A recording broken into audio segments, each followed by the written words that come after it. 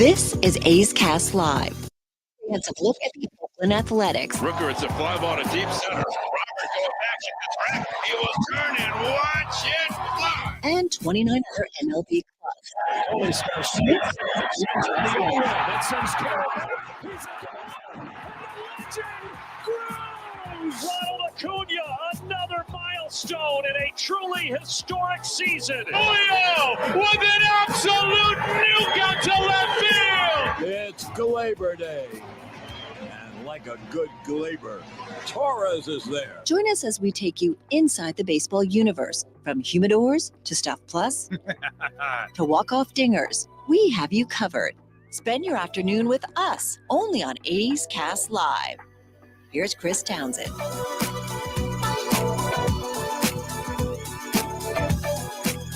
Welcome to the Friday edition of A's Cast Live. How is everybody? I love seeing the Pixar. The drone show's going to be against the Brewers? Correct. Bernie the Brewer, yeah. Bernie the Brewer? This is one of my favorites. We only get to bring him out one time a year, and we haven't seen the Brewers in forever. Stole this from the A's offices. Don't tell anybody. Like 2 years ago, a year ago. Sounds about right. Somewhere. Bernie Brewer. All right, everybody. We've got a phenomenal show for you. This is what we have today on a Friday as the A's are up in the Pacific White North. That's right, up in Canada. Had the day off yesterday. So Fran Riordan, the manager of the Las Vegas Aviators, is going to be here at 1:30. The leader of men, Fran Riordan. Ben Shulman, he does, is it radio play-by-play only, or does he do TV too? He does radio because they don't travel their radio broadcaster, so his dad goes on the road. Okay, but son doesn't. Ben Shulman, radio play-by-play for Toronto Blue Jays. He's going to be here at 2:30. Mark Kotsay, the Mark Kotsay Show. We didn't know if we were going to get it in. Kotz made it happen. Obviously, on Fridays, they've got a lot going on, but we'll have Mark Kotsay. Looks like we'll have him actually at 2 o'clock. And then our old buddy Scott Miller down in San Diego, longtime baseball columnist, going to have a book coming out. We've got to talk about the NL West because that will be the start today of the big takeaway. What is the big takeaway? It's this. It's August. I'm looking through the notes today, reading all the different teams. You know how many times the word fatigue was mentioned? Certain teams are starting to really have struggles, and certain teams are starting to soar. We're going to ask Mark Kotsay about it. What is it like as a player? What do you do as a manager? When you start to realize, you've been playing baseball, you've been traveling around, it's been for months, and bodies start to break down, guys aren't feeling good, they're giving it their all, but you're dealing with human beings that don't get a lot of days off and they don't get a lot of rest. And teams have been pushing it hard, and it's always so interesting how teams can stink, and then they start to turn it on later in the summer when they should have turned it on early, but they were bad. And then the teams who have been really good start to falter because they've been going full throttle the whole year. It's amazing how that works in a sport where you play every day. Like all of a sudden, certain teams are kind of rewarded for, lackluster starts. Things were going hot. And now all of a sudden they're hard to beat. I think one that sticks out, there's two that stick out. It's Arizona and San Diego. The West is wide open.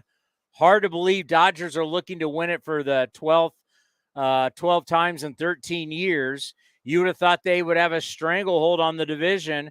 You wake up today and you look at it. Padres are 2.5 games out. Diamondbacks are 3.5 games out. Of the West, forget the wild card. Fascinating. Absolutely fascinating. Wednesday night, I was driving home. Did the post-game show, went up, played a little golf. I'm driving home, and I'm listening Sirius XM to the great Rick Monday. It's Dodgers-Phillies. Monday's got to be what, about 75, 76? How old is Rick? I mean, he was in the first draft. First draft in 66, and he was a college guy. 78. He's 78. I thought, he was 4 years older than Fosse. So he's 78 years old, and Rick Monday sounds phenomenal. If you listen to Rick Monday, you would not believe he's 78 years old. He sounds incredible, looks incredible. But Rick Monday says to Joe Davis, he goes, last 13 games? He goes, I know I'm old school, but you realize the bullpen is about to pitch more innings than our starters in the last 13 games?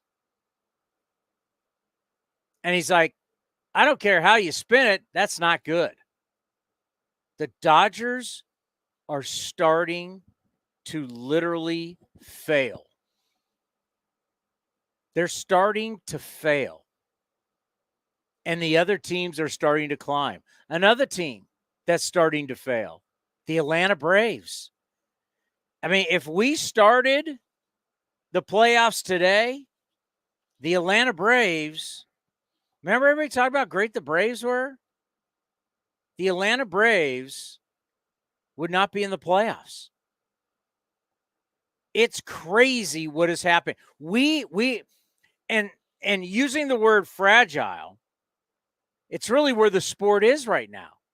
Because if you go off and have a bad couple of weeks, I don't care who you are at this point looking at the standings, anybody could find themselves out of the postseason. That's how crazy it is. You go off and really struggle, before you know it, you can look up and you go from being a division leader to being in the wild card to like the Atlanta Braves. You're completely out right now. This is going to be a great month. Who's going to be able to rise above all the issues, the pains, the injuries? You're going to need guys to come up. We talk about how strong your 40-man roster has to be. It's a fascinating time. Who's going to get hot and who's going to falter?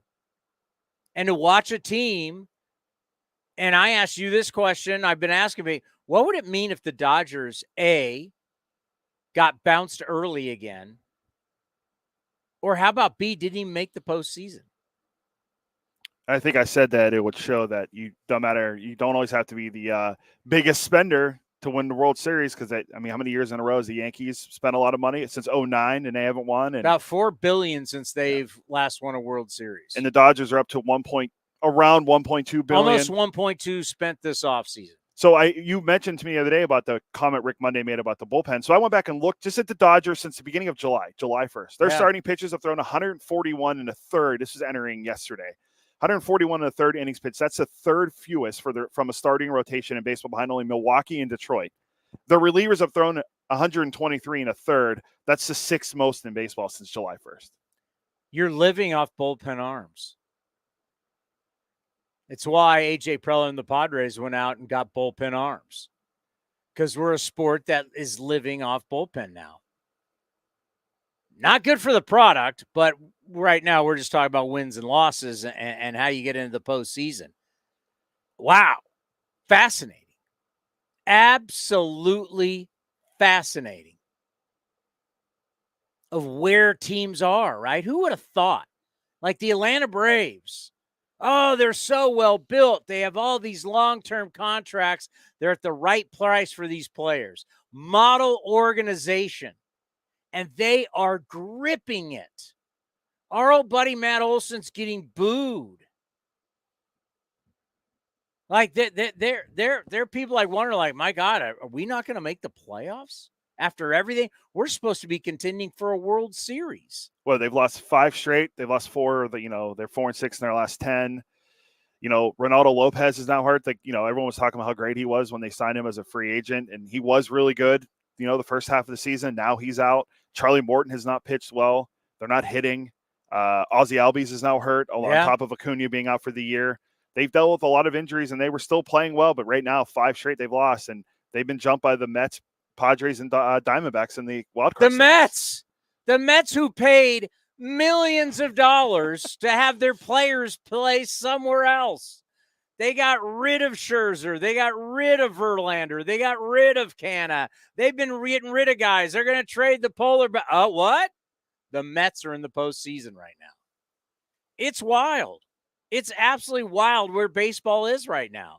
So many of like the Phillies, luckily the Phillies, the last couple games, because they took care of the Dodgers and they won last night in Arizona, they've kind of righted the ship a little bit, but the Phillies have not been playing good baseball. Yeah, they've gotten back on track, but they were struggling too. I mean, consistency, the one consistent is that we're not seeing consistency. Like even Stephen Vogt and his Guardians have fallen back. Big series starting tonight in Minnesota. They were playing the double dip today. I'll tell you what, big series starting tonight, Chavez Ravine. Can your Pirates show up against the Dodgers? They're done. Their season's over. I'm calling it. Johnny's hot take of them going to the NLCS is done. Well, I'll give you another big series. That is the Houston Astros showing up to Fenway Park. I think of the game. And all of a sudden, Andrew Bailey, our old buddy Andrew Bailey and his pitching staff are struggling, but the offense is carrying it for the Red Sox. And here comes the Houston Astros after a nice series win against the Texas Rangers. Once again, teams that are battling it, right? Because when you're up there right now, Houston, you're battling Seattle for the West and you're battling for your wild card life. It's great. How do you manage when it starts to get like this? Well, can I get a manager? The great Fran Riordan. How are you? I'm great. Just listening to you guys talk about all these big series, and I didn't hear you mention the Salt Lake Bees versus the Las Vegas Aviators for, a late season playoff push. Big series, guys. I don't see anybody going against you late in the season having any chance. That's why we don't even mention them. Well, I guess time will tell. Let's talk about it. Managing men who have been grinding it now for months, and obviously your guys got to deal a lot with the elements. What is this like when we get into, from spring training all the way now to August, and we start calling it the dog days, but you start to see that, these guys have been traveling around, you're playing long series. What's it like as a manager managing the players' health? Just being really aware of the load management, how much guys are working, how much they're running, depending on positions, how many days they played in a row. We don't go many places anymore where it's less than 100 degrees. So it's always beneficial, if you can get most of your work done inside to do that. And then, be outside for, ground balls, some defensive work, some glove work, maybe an optional BP. But, you want these guys to be fresh at 6:30 or 7 when the game starts, and you want them to have all their energy and their best bullets for when the game starts, especially when it gets to August and September. Yeah, we really take it for granted, the weather that we have here in the Bay Area. And because you forget that pretty much around the country, if you watch the Weather Channel, for some reason us baseball people like the Weather Channel. You watch the Weather Channel, everywhere minor league baseball is played, it's hot. It's really, really hot. And it doesn't matter what level you're in, everywhere you go, just seeing even up in around the Great Lakes, we're seeing up in there, they've had this massive heat wave and the humidity. And Fran, you've been in the minor leagues for years managing and coaching. It's hot, and it's hot for a long time, and it doesn't stop no matter where you go. Yeah, it's unrelenting. And, we're in Salt Lake right now, and it's 105. And Salt Lake is a place that you don't think of being desert-like, but yeah, man, it's hot here too. And, everyone's got to play in the elements, but you just want to make sure you have some sort of edge, some sort of advantage, and being fresh and having all your energy as much as you can have when the game starts is, to me, it's key. How about these long series when you're battling teams for playoff positioning and you're battling for where you're going to be and you're playing these long series? How do you like it? They're fun. They're intense. They're they're intriguing. There's a lot of strategy. There's a lot of cat and mouse stuff going on with pitchers and hitters and hitters and pitchers. Yeah, there's a lot of adjustments being made, and that's the fun of it. Talking about adjustments that need to be made, seeing the players have self-awareness to make the adjustments, whether you're a pitcher or a hitter, and really just trying to stay one step ahead of the competition. And I think that's the key in these long 6-game series, just giving yourself any edge that you possibly can, and just executing to that end. It is a lot of fun, and it's a lot to see the same team six games in a row, but we've been doing it now for 3-4 years, so it's kind of old hat.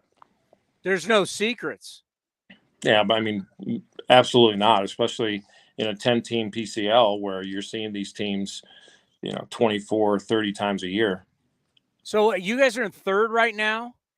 Yeah, we're 2.5 games behind Salt Lake right now, going into today. And then Reno's 1 game ahead of us. It's all in front of you.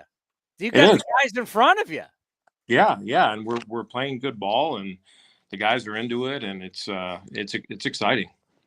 All right, let's highlight some guys. Jordan Diaz. I keep doing these minor league reports. Jordan Diaz. I know it wasn't a good spring, and I know it wasn't a good start, but just talk about where he is now.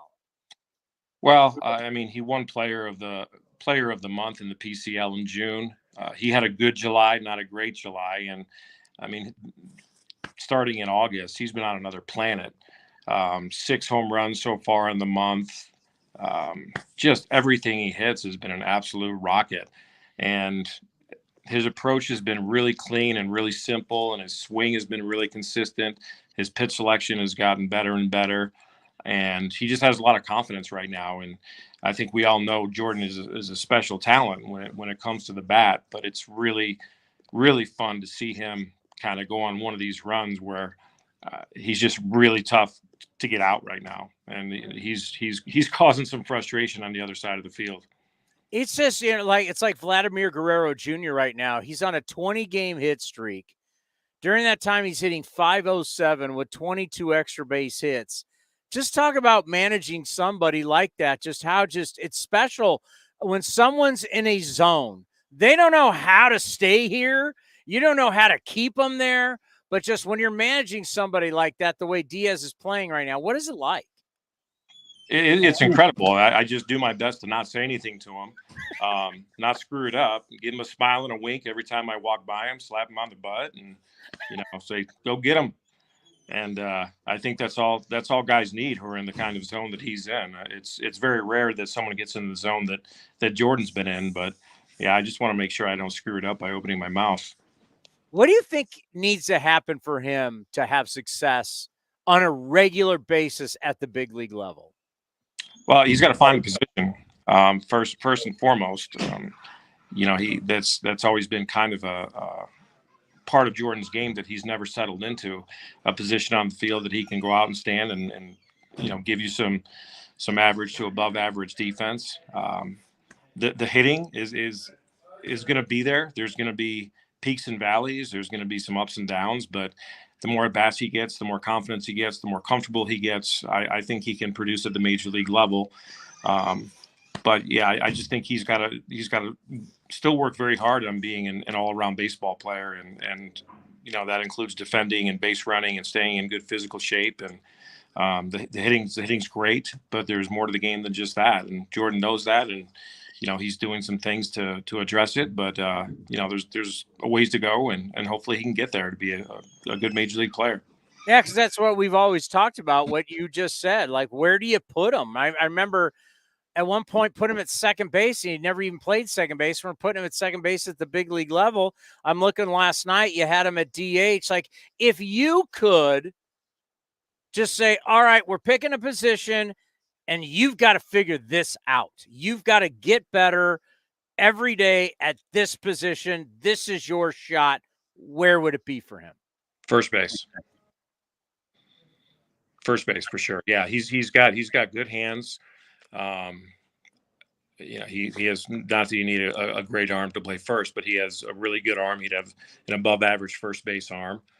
And I think that'd be a position that he could grow into and become adequate to above adequate. And I think that's the spot that I would envision him in. Yeah, he's still a young man, so there is a long way to go. And as we all know, you root for everybody, and whether it's in this organization or somewhere else, hoping that he's definitely going to get another shot. Because, I mean, we're never going to forget the 3 home runs at Yankee Stadium. He has done stuff at the big league level. Hope he gets his shot. Max Muncy, all of a sudden, he's healthy and he's hot, correct? Yeah. Yeah, he's coming on. He's coming on nice. He, he's one of the guys I'm talking about when I talk about the adjustments and the cat and mouse game and how pitchers are attacking him, how they've been getting him out, and recognition of that with Max, and understanding, that he can't go outside the zone early in the count and either swing and miss, make weak contact. And there was some struggle there when he came back from injury, not seeing the high level live pitching for a while. And then, just the confidence to know that your body is able to respond to the demands of playing every day again after an injury. Just the psychological part, getting over that, and then having the confidence that you can go out all out and you can swing as hard as you need to swing and you can do all the things defensively that you need to do.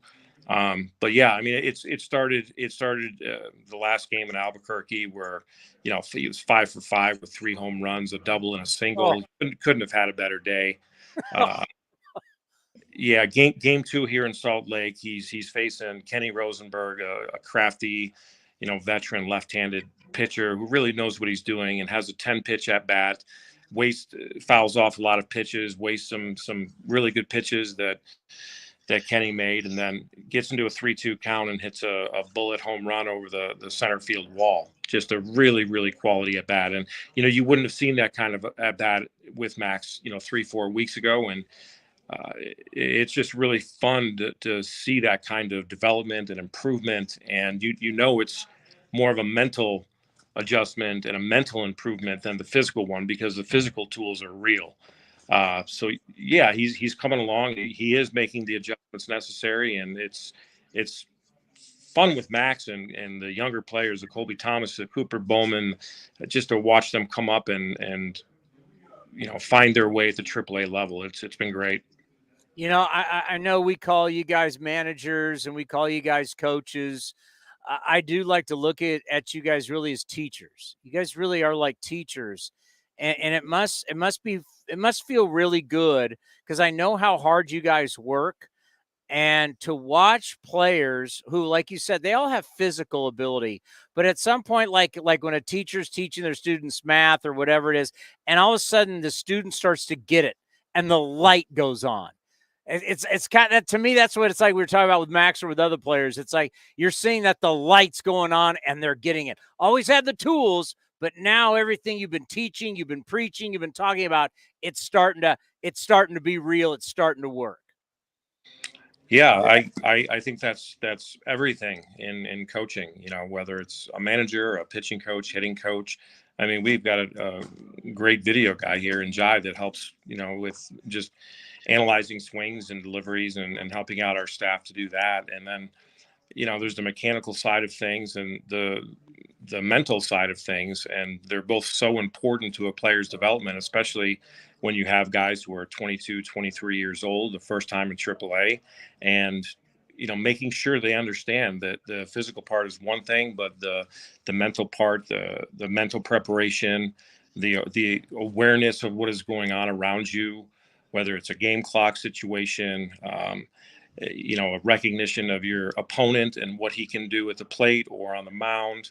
And, just taking all those things and combining them together to build winning baseball players. It's rewarding, because it's everything that we do, and to see them execute on the field and produce on the field, it's a really great feeling. And, we've got a great staff here to do that. Colby Thomas, we've heard a lot about this young man. Just tell us, scouting report, what do you see in this outfielder? Just a really, really strong, explosive athlete, outfielder with a great arm. Moves really well. Plus runner, really nice swing, leveraged, a lot of strength, a lot of ability to hit the ball to all fields. And when he hits it, it's hot. And he's been great to watch. He is a high energy player. He gives it all every day. And he's another one that's doing a great job making the adjustments at this level, understanding, recognizing how pitchers are attacking him, doing great things in the field. He's 2 outfield assists in the last 3 games, 1 at home, 1 at second base, just perfect throws. And yeah, he's going to be a really good big leaguer. And it's fun to watch his growth as well.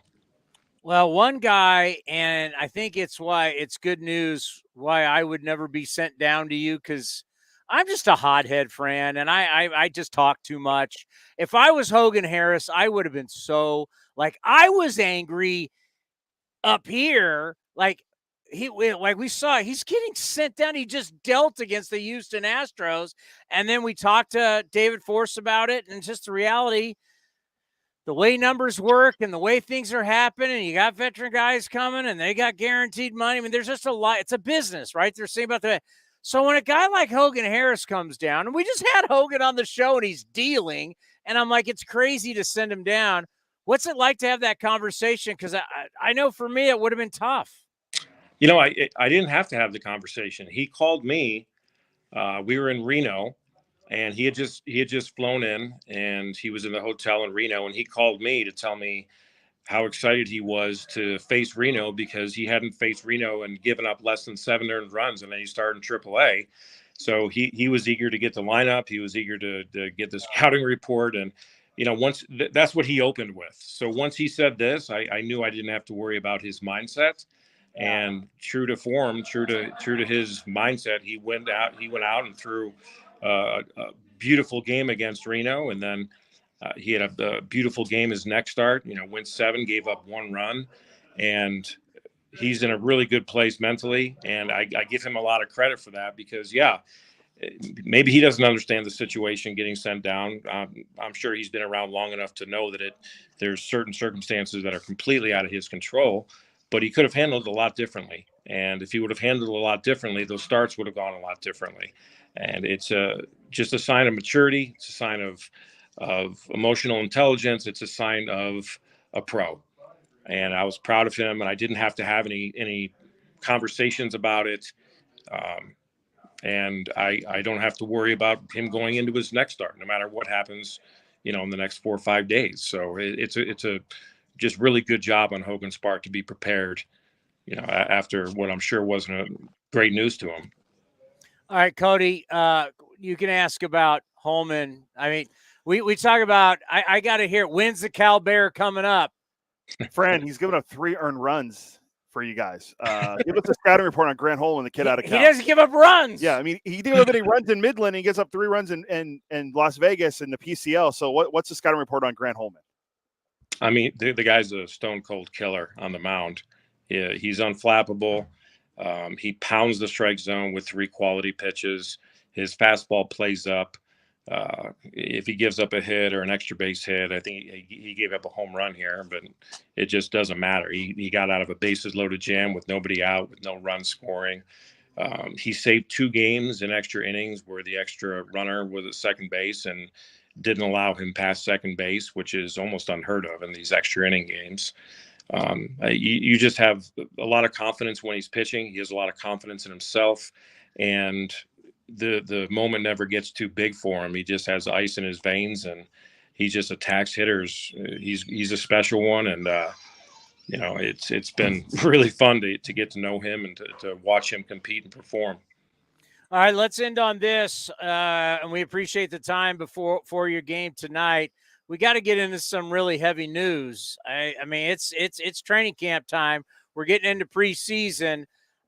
Bills offense without Diggs. How we feel? Is there enough around the big quarterback, Allen? Do we have enough, Fran? I think they're going to feature the tight ends a little bit more. Old school. Keon Coleman, the guy that we just drafted. I know he's a little bit raw as far as running routes at the NFL level, but I think he's a big talent. And I kind of like the fact that we don't have a number 1 receiver. I still have fond feelings of Diggs, but with a guy like Stephon Diggs, a kind of a diva receiver, like he runs his course. He ran his course in Minnesota. He ran his course in Buffalo. And I think if they would have kept him, it would have been 1 year too long. And then he would have left bitter and all the fans would have disliked him. So I'm not sad he's gone as much as he did for the organization and the time he was there. But I think that they're gonna spread the ball around. They're gonna use the tight ends more, and we have two very, very talented tight ends, and I think that they're gonna use all the resources to catch the ball and get Josh Allen moving out of the pocket and use his legs. It's going to be fun to me. I of course, I'm not a coach. I don't really understand the X's and O's of how things work. I think Sean McDermott could get kicked to the curb and you could step right in and you could be the head coach of the Buffalo Bills. You manage people. It's a managing people job. Yeah, you got to know what the all the positions are and where they're supposed to go. Well, that's what you have, Fran. That's what you have coordinators for. Yeah, that's true. That's right? true. You're not calling the offense or the defense. You look good in your polo early in the year before it gets cold. You got your headset on. You I don't know who you're talking to. I mean, for years, Tom Landry, we would go old school with you, Fran. We would have like the Tom Landry rotary phone. Yeah. Remember that? Oh, yeah. Have the phone. I mean, yeah, you could be the head coach of the Buffalo Bills. You know what? The more you're talking about it, the more I agree with you. It'd be like a Ted Lasso situation, baseball to football. You know, I would put some signs up and, talk to the boys. It'd be great. Well, think about it. You've dealt with tough situations and tough conversations. That's what AAA managers do, right? Up and down. And then you got guys happy, sad. You've dealt with a lot. You could deal with in the NFL, you're dealing with a lot of young guys too. Yeah. A lot of young guys who are really strong and fast and, play a violent game. And in baseball, at least I know a little bit about the sport, so I can, talk to the guys about, the game. Maybe I'd read a book to get prepared. Your first real argument with Josh Allen on the sidelines and NFL Films has got all wired up. Why don't you score touchdowns? Is it really that hard? Just go down and score a touchdown. Put the ball in the end zone. Not that hard. We're paying you all this money and you can't put the ball in the end. At least get us a field goal. We'd be there for you, Fran. We'd be your biggest fans. I know you would be. It'd be great. Hey, I'd leave your seats. Would you? That'd be great. Yeah, Cody would go with no shirt on. It's like 34 below. Yeah. I get you a folding table to jump on. Oh, we're jumping off like Volkswagen vans onto the table. I mean, it'd be great. We'd be the best Bills fans. What do you think, Cody? Bills Mafia. I'd switch, Fran. I'd switch for you in a second. Yeah, well, you guys would fit right in. Josh Allen saying he won't admit that he misses Stephon Diggs. I smell some tension going on between those two when he was there. So yeah, did you read that quote? Yeah. That was interesting. Well, you're saying that the tight ends are guys to look at this year. So everyone listening who plays fantasy football, Fran Riordan said Dawson Knox, Dalton Kincaid, target those guys in your drafts coming up. That's a good point. Yeah, I mean they're good pass catchers and they both can block well. I think they're gonna get a lot of catches this year, a lot of touches for sure. I'd get a Jim Kelly jersey. Yeah, the K gun. I love Jim Kelly. I get the old school early '90s Bills. You go Frank Wright. I'm going to go Jim Kelly. I'm a Doug Flutie guy. But Are you Andre Reed? Huh? Yeah, I go Andre Reed. The greatness of the Buffalo Bills. All right, buddy. Be well. Thank you so much. We'll talk to you soon. And good luck. Have a good one. Thank you. The great Fran Riordan right here on A's Cast Live talking about the Bills Mafia. Buffalo tight ends. Dalton Kincaid, Dawson Knox. Target them. Fran Riordan told you here on A's Cast Live. Those are the guys to look at. I like it. No more Stephon Diggs. They don't have no one receiver. He is right though. You know what? Number one receivers can be such a load. Like they're such a pain in the ass. And he's like, no, and they literally disturb everybody because they're fighting with the offensive coordinator. They're fighting with the receiver coach. They're fighting with their own receivers. They're fighting with the quarterback. And when you're on the sidelines, at some point, like the other players turn on you because they don't want to it's a stressful, hard game playing football. And when you've got one guy who's on the sidelines, because remember, on the sidelines, there are so many cameras now, microphones. Every single time a coach goes in, so you see the guy sit on the bench and the coach goes in and he's got his chalkboard or he's got the pictures and NFL Films, all of a sudden, NFL Films is everywhere. everywhere on the field. And their mics come in because they do a great job, right? Football does a great job of showing you everything that goes on. So, these wide receivers are playing to that. And I tell you, a lot of their teammates, you like them because you're your teammate, but a lot of people they want to go to hell with you. So, addition by subtraction, as some would say. We'll see. Where'd he go? Houston, I think, right? He's a Texan. I think it's where Stephon Diggs. Houston has a good team down there in the AFC South. They won the division last year. Well, you have to be a Titans fan because you're your boss. We did have fun at that game, but that's about as far as my Titan fandom goes. By the way, I sent our boss a cool picture because I got the one of the Raiders training camp. I used to get all my Raider stuff for free. I used to get boxes full of Raider stuff. Now I got to buy it. I got the training camp hat. The training camp hat. Sick. They have a bunch of training camp hats, but I got the new Raiders training camp hat. I'm fired up. I sent him the picture. You know what one of the Titans one is? It's the white hat with the baby blue outline, like in whatever, it's more of an orangish red or whatever, of the oil rig. Oh, nice. The Houston Oilers. Big game for them tomorrow. Preseason week 1. Oh, my God. Against the Niners at home. So, not everybody's played yet, right? Because wasn't there a game last night? Yeah, didn't the Patriots play last night? Patriots and someone played. I can't keep up. It's baseball season. Patriots and someone played. I think the Lions and Giants played. I can't follow anymore your overrated preseason. It's literally the biggest heist. It's criminal. Preseason football is criminal. I'm not saying it's not important to put your roster together because you're trying to find, you got to find backups and you got to find special teams and you don't want to get your starters hurt. But the fact that they charge full boat for everything is flat out criminal. It's criminal. It's usually the third game of the preseason is when they start, when most starters play the first half. Well, you only play 3 now, right? Yeah, I think you're right. It's 3. Yeah, back then you play. Yeah, so it's the second game. You play your first 2. We're gonna get some in. You maybe the first half, maybe the first kind of depending what kind of team you are. Third game was kind of a dress rehearsal. Fourth game was we're finding out who we're cutting, who we're not. And guys that fourth game is so interesting back in the day because you really were playing for everyone. That's kind of where I got that whole, hey, listen, you're playing. And I've told some of our players this off the air. I've said, hey, listen, man, you're putting everything out on tape. You go out and you throw the belt. Take Tyler Ferguson. Let's if this was like football. What Tyler Ferguson is doing right now is showing everybody I can pitch at the major league level. So Tyler Ferguson, whether he's with us next year, Tyler Ferguson's going to have a shot now at his age. He's been around the minors for years, never had a shot. Well, he's now at a shot, and he's proven he can get people out. Tyler Ferguson will be in the big leagues next year at some point. Whether he starts, maybe with us, or somebody else. Tyler Ferguson's big league career is starting.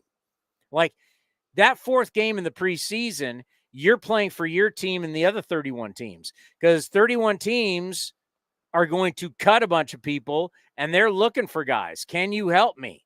Because the guys I felt we had can't help us. So if you're a 49er or a Raider and you're going to get cut, but you play really well that last fourth preseason game, somebody else is going to pick you up.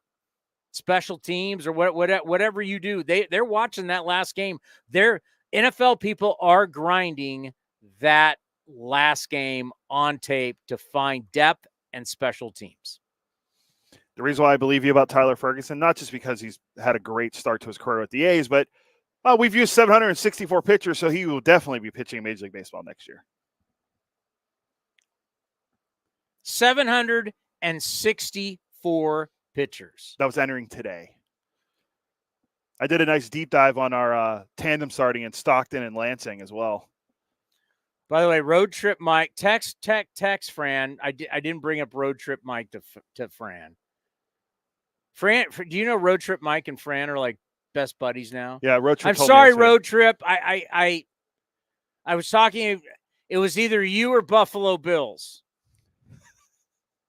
Well, I mean, Road Trip Mike is, I don't know who's a bigger celebrity on our realm. I mean, does Road Trip Mike not get enough? I mean, he's talked about on this show. He's talked about ad nauseum on the post game show. TV shows him every game. My God, is he at that point? Is Road Trip Mike becoming a diva?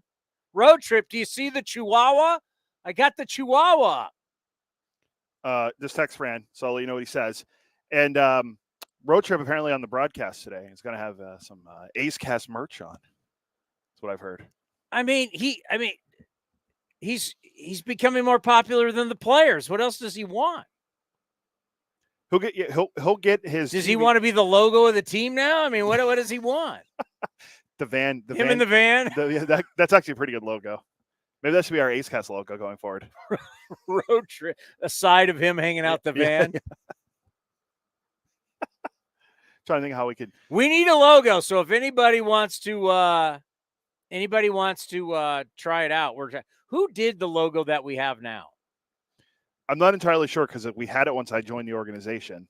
So we'd have to ask. Okay, so then that's the old administration. So if we change it, it's the old administration who's no longer here. So if we change it, nobody's gonna get hurt. Yeah, we're not ruffling any feathers by changing the logo. I don't think so, at least. I told the Milwaukee Mauler to give it a shot, and he's going to do a caricature, but we need a logo. We need an A's Cast logo because once we get out of what we're in and we head north, things are changing next year. We're going to have A's Cast merch. Got to have your merch. I heard that one time on American Idol with Luke Bryan, the country singer. You know who he is? Yeah, I've been to his bar in Nashville. So have I. Right? Was that one? I was with you. I know we went to a couple of them, but I just don't remember what Broadway Street, up and down. By the way, the candy / bakery like place that we went to had all those cookies, but then at like every candy you can think of was one of the most amazing things I've ever seen. That's where I got the actually homemade Reese's peanut butter cups. Oh, okay. Dude, like, my God. Nashville, legit. I just totally got some. Oh, we need a logo. Somebody help us out. What do you got? Send me logos. Design A's Cast. Send me an email. ctownsend@athletics.com. It's not hard. And that's how you can communicate with me. But because we're going to have merch, shirts, sweatshirts. You're a quarter zip guy now that you're super fit. I got some shirts for you, by the way.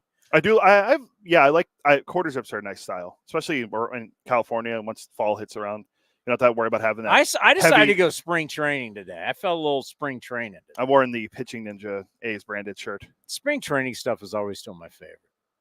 I do like that one. I have that one too. I love the spring training stuff. I hope we go. We still have the beer can, right? The Hohokam 10-year anniversary. Well, I got the A's Father's Day Battle Prostate Cancer hat above it, but yes, the Hohokam beer is still there. We need a bigger desk. We're getting so much stuff. We're gonna have a new bobblehead soon. Huh? We're gonna have the Vita Blue bobblehead. The Vita Blue bobblehead with the Cy Young and the MVP. It's pretty sick. That is. We're at the finest spot. We're at the finest spot on the desk. We need a bigger desk. Like the Brewers are coming up. I got Bernie Brewer. Road Trip Mike got us the. We're gonna have to display that, even though we're not playing the Angels. We're gonna have to. I mean, we still have the Shohei Ohtani bobblehead. Where's Nolan Ryan? Where's my Nolan? Hey, how's Ohtani doing? He's starting to struggle. Apparently, he's looking better than ever coming back from Tommy John. Looks like the Dodgers might want to use him as a pitcher. He's getting close to throwing off a mound. What? Settle down. Ohtani, by the way, hitting a $135 last 37 ABs. How about the Dodgers? The Dodgers interplay Friday with just a 2.5-game lead over the Padres in the NL West, their smallest division lead since the start of April 26, when there was only 27 games played in the season. They've dropped 7 of their last 11. No. What would it mean for baseball? Because remember, the Diamondbacks are the hottest team in baseball since June 1st. So whether it's D-backs or Padres, to overtake the Dodgers, and what if the Dodgers just fell apart and didn't make the playoffs? What would that mean?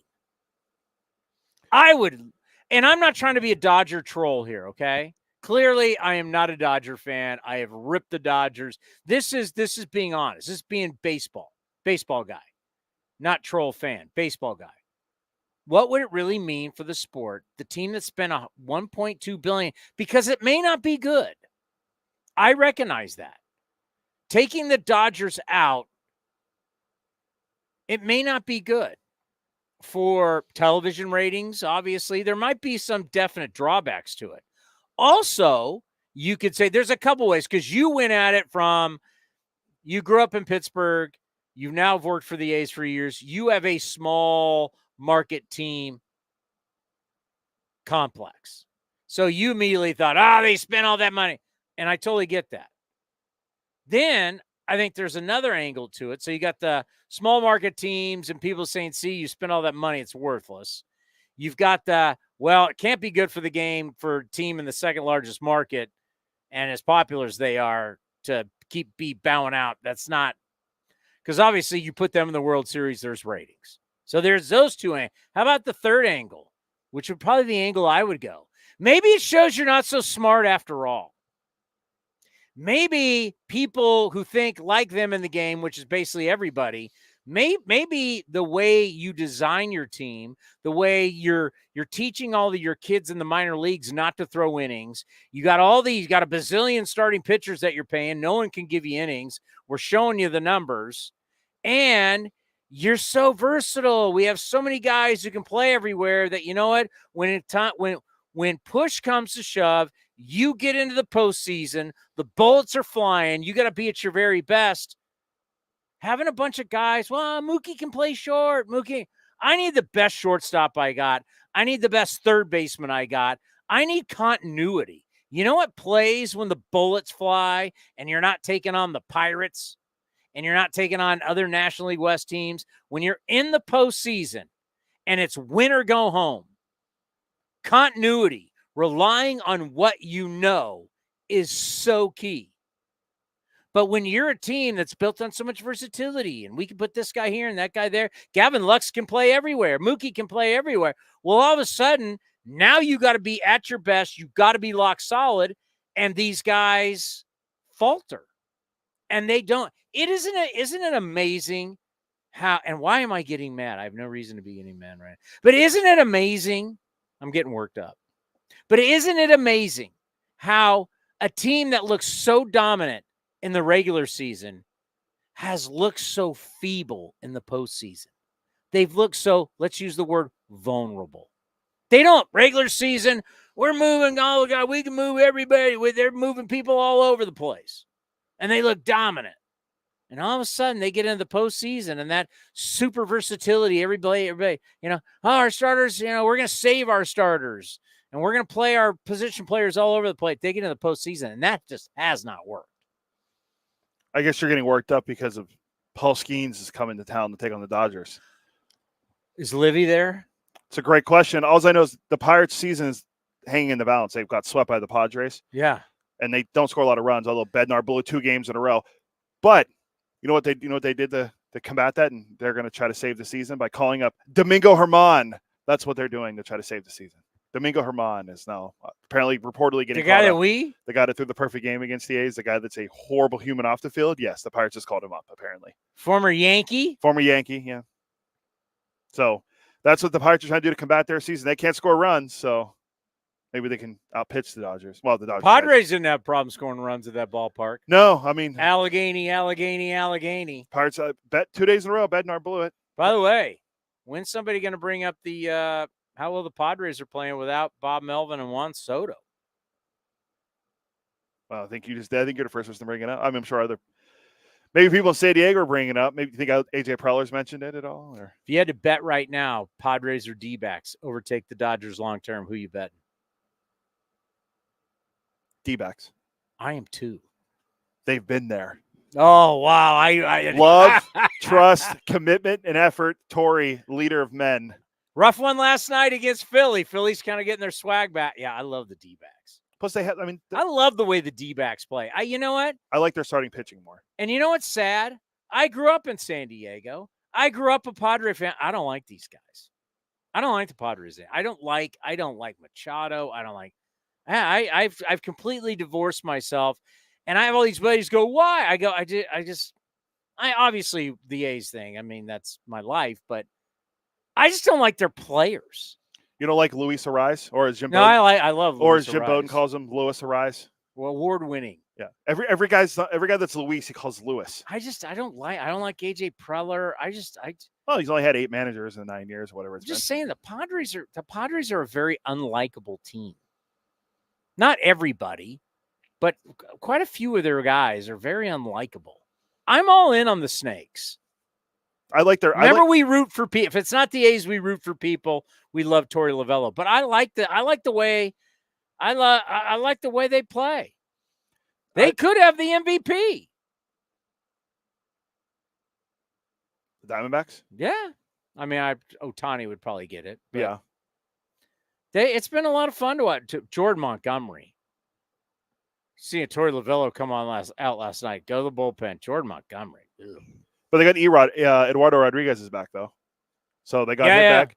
You know, Merrill Kelly's gonna be coming back. They have Gallen. I like their pitching more than San Diego. San Diego's a little banged up. Musgrove. Who knows when Yu Darvish will be back? Michael King's gonna probably have some starts. Yeah, is it still a mystery where Yu Darvish is? I think so. Yeah. All right, we'll actually get into that with Scott Miller. We're going to talk about the most fascinating division because our Giant friends are going to say, hey, whoa, we're not out of it. They just took it to the Nats. Giants technically are not out of it. I mean, is the most interesting division right now the NL West? Yeah, I had a lot of fun watching Blake Snell after his no-hitter go out there and go six strong innings against the Nats. You are just so against Snelly. Another former Padre. Blakey. Hey, another former Padre that's not there anymore. Yeah. It's not Snell's fault. Who else has gone for that team last year? Soto, Snell, Melvin, the big Marine,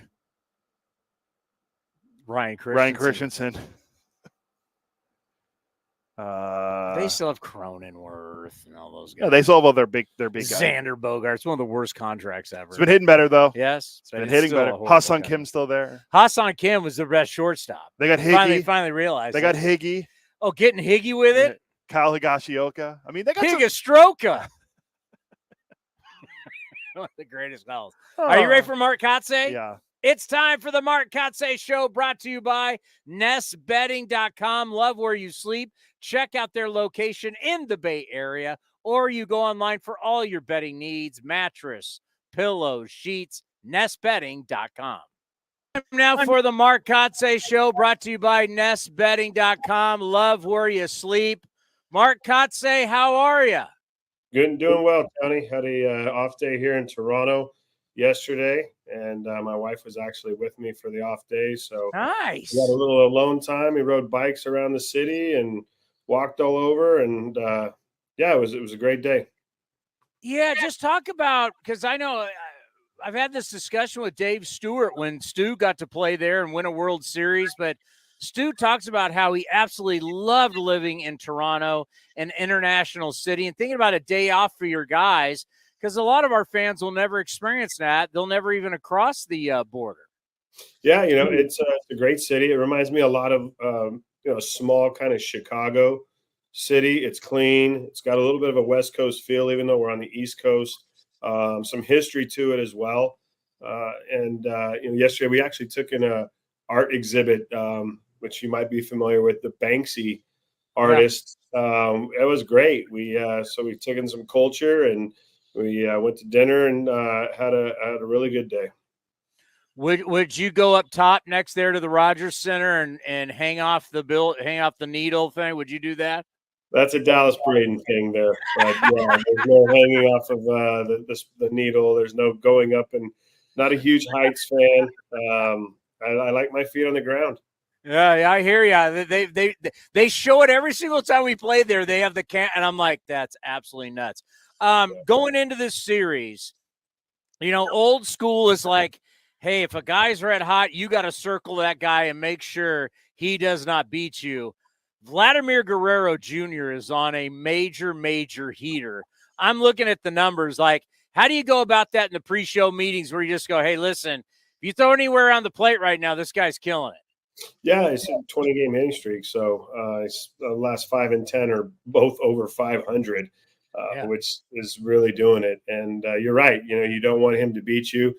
You do your best when, you've got the opportunity to pitch around him to do that. And, obviously, he's carrying this lineup and he's carrying this offense. So the best thing to do is to keep the guys off base in front of him.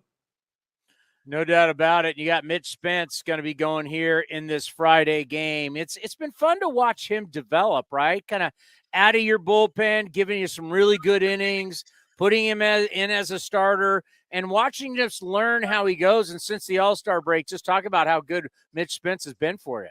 Yeah, he's done a really nice job. Kind of like you said, developing in the big leagues from the bullpen to the starting role. We've had to try to get him to add something in his arsenal that can go down and away from lefties. It's kind of a combination of a changeup / two-seamer. It's firm. We're still working through the process, but it is a pitch that he's developing here that's led to even more success against lefties.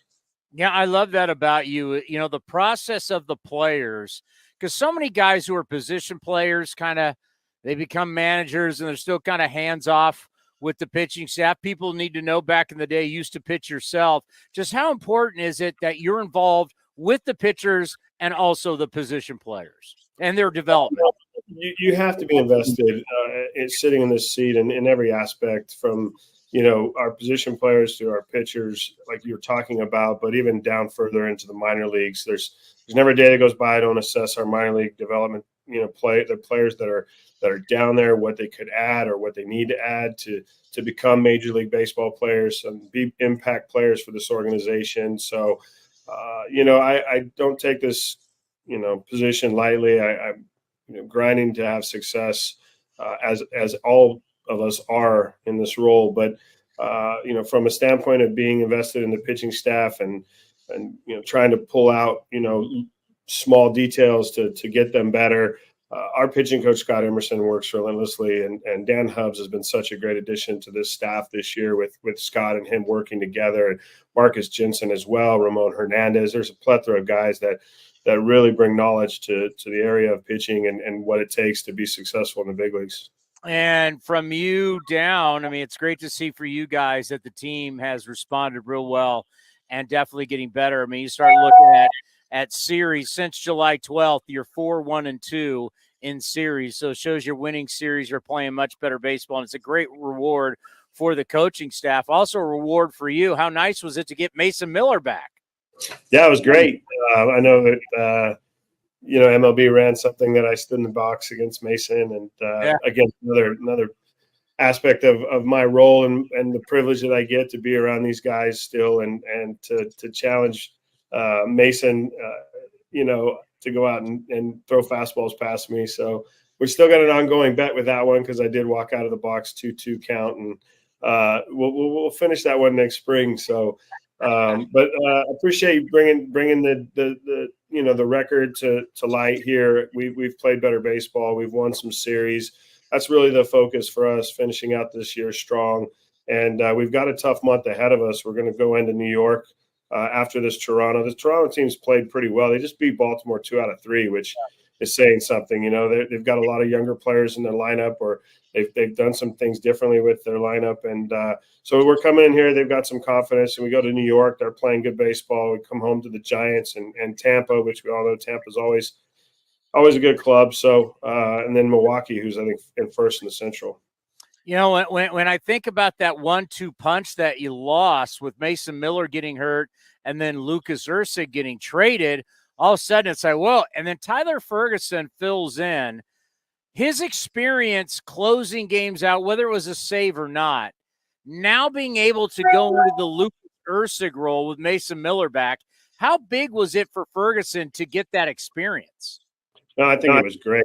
Invaluable, really. The experience that he had in the minor leagues definitely helps, but there isn't a comparison to closing out the last 3 innings or last 3 outs of a big league game, really. And for him to step in, he had the right demeanor. He attacked the zone through strikes, really challenged hitters, and that was a great sign. So we've somewhat hopefully developed another leverage pitcher that can step in and fill that role. in the future. And there's other guys down there as well. So we just saw one inning from Will Klein. I think it was 8 or 9 pitches, on Wednesday afternoon, which was a great sign.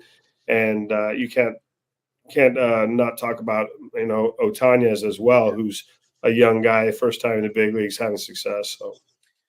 A lot of talk the last couple of games about Zach Geloff. I mean, that one 8th inning where he walks, steals second, gets hit in the ribs, gets to third on the fly ball to right, and then scores on the strikeout with the catcher thrown to first. I really highlighted that. I said, that's a kid that's got passion. That's a kid that's got heart. That's a kid that's got determination. Even when there's the struggles, he's still showing you the talent. Eric Martins is talking about how he's not brought his offense out to defense. But the last couple games, you start to see a little bit. Just talk to us about Zach Geloff as he's working through some things. But, man, does he never not play hard. Yeah, no, you well, I don't know how much more I can add on to that because the struggles offensively are real. No one's denying that. And I know there's been a lot of talk probably on your show about it, which is fair, and this is his second season, first full season. I mean, 4 months was valuable and it was an extended look. And I think that's led to us, giving him more opportunity here. But the other thing that's led to that is the way he plays defense. He's a defender. He goes out there and plays hard, makes plays. And as you said, he used the speed to help us win. Not just that game, but I'm not sure did we win that game on that night? I think we did. But the day game, the play that's missed in the day game is when he went from first to second, slid in safe, and now it was bases loaded, 1 out instead of – and the sac fly by Butler ends up scoring the go-ahead run as opposed to the opposite where it would have been first and third 2 outs, and that ends the inning. Let's end on this, not talking about the A's, but talking about just going back to your days as a player, because we're starting to see some teams who are really starting to struggle, and we're seeing teams start to ascend, right? I'm not going to go over which teams, but what was it like as a player, an everyday player? You're getting into August. Some guys, man, it starts to become really hard. Some guys start feeling it. What is it like, August baseball as an everyday player? August baseball is a mindset, I think. It's real. Like these days, if you've been an everyday player, you're starting to wear down. The recovery's harder. Your energy level's lower. So on my side, what I can control for these guys is the workload, is the prep work that we do on a daily basis. It's time to kind of start to soften that a little bit, save their energy for the games. And build a mindset that we're going to finish strong. So I think in doing that, this team, we are younger, so we should have energy. We should be able to maintain that. And we do have something to prove in terms of just how we've played over the last, like you said, 6 or 7 series. If we can continue that and make a statement going out this year, then that's the mindset that we've built in this clubhouse and how we want to go about our days. Great stuff. Good luck in Toronto. We'll talk to you next week. All right. Thanks, guys. Thanks, man. The Mark Kotsay Show brought to you by nestbedding.com. Love where you sleep.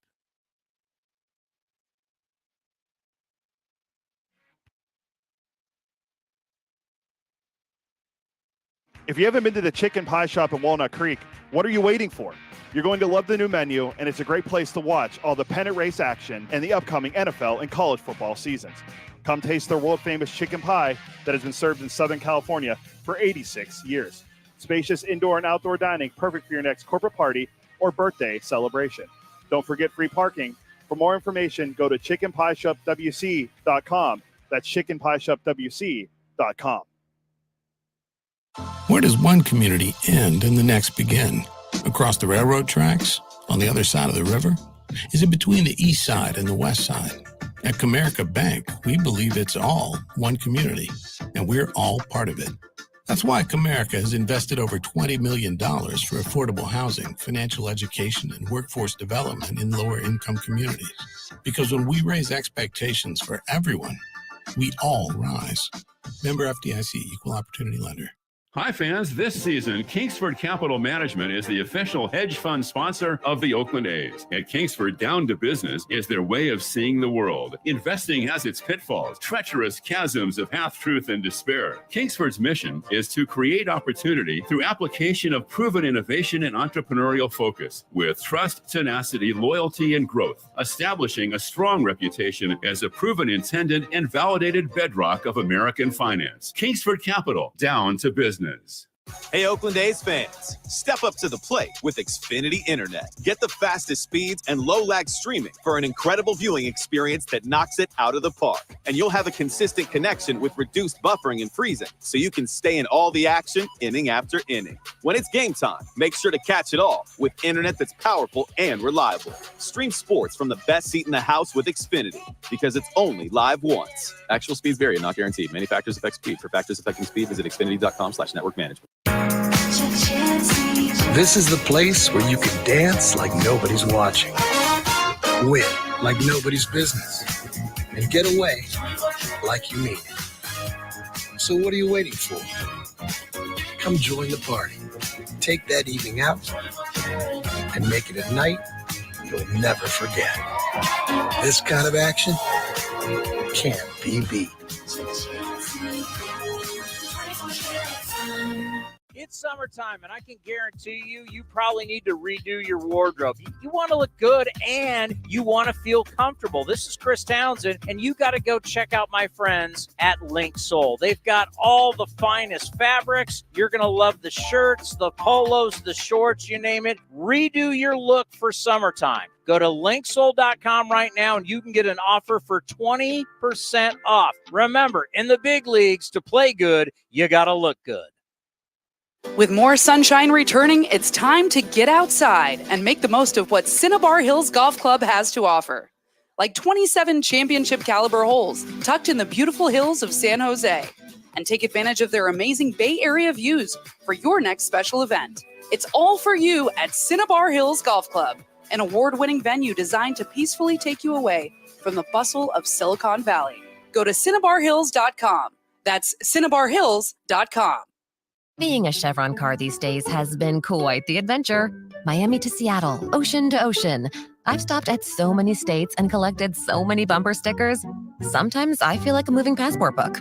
It's just so great what I can do with Chevron with Techron, because it gives me unbeatable mileage and keeps my engine clean.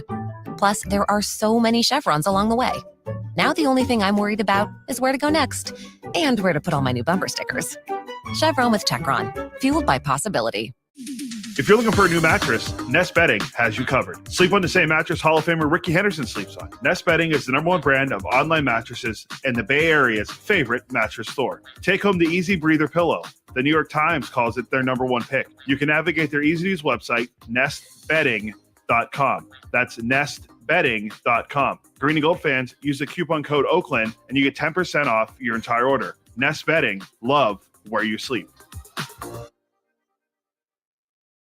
And the underdog Oakland Athletics win their first championship since they were in Philadelphia in 1930. Hi, I'm Raleigh Fingers, Hall of Famer, 3-time World Series champion with the Oakland A's and World Series MVP. Winning takes teamwork, skill, and heart. So when you need an ace for a personal injury lawyer that will win you the game, go with the winning team. Call Venardi Zerata at 833-VZ-for-me or go to vzlawfirm.com. Venardi Serrata, the official injury law firm of the Oakland A's. Like sports, business is about winning. Championship decisions are business decisions based on what it takes to help your company win. And that's why there's UBO Business Services, specializing in helping you win every day by streamlining workflows, managing documents, and providing the best-in-class office technology. Make your championship decision with UBO Business Services. Visit them at ubeo.com. That's ubeo.com. Unlock offers and receive exclusive in-game features by downloading the MLB Ballpark app for iPhone and Android today. Plus, get the latest information on game times, schedules, and more. Streaming from the studio, A's Cast Live continues with Chris Townsend.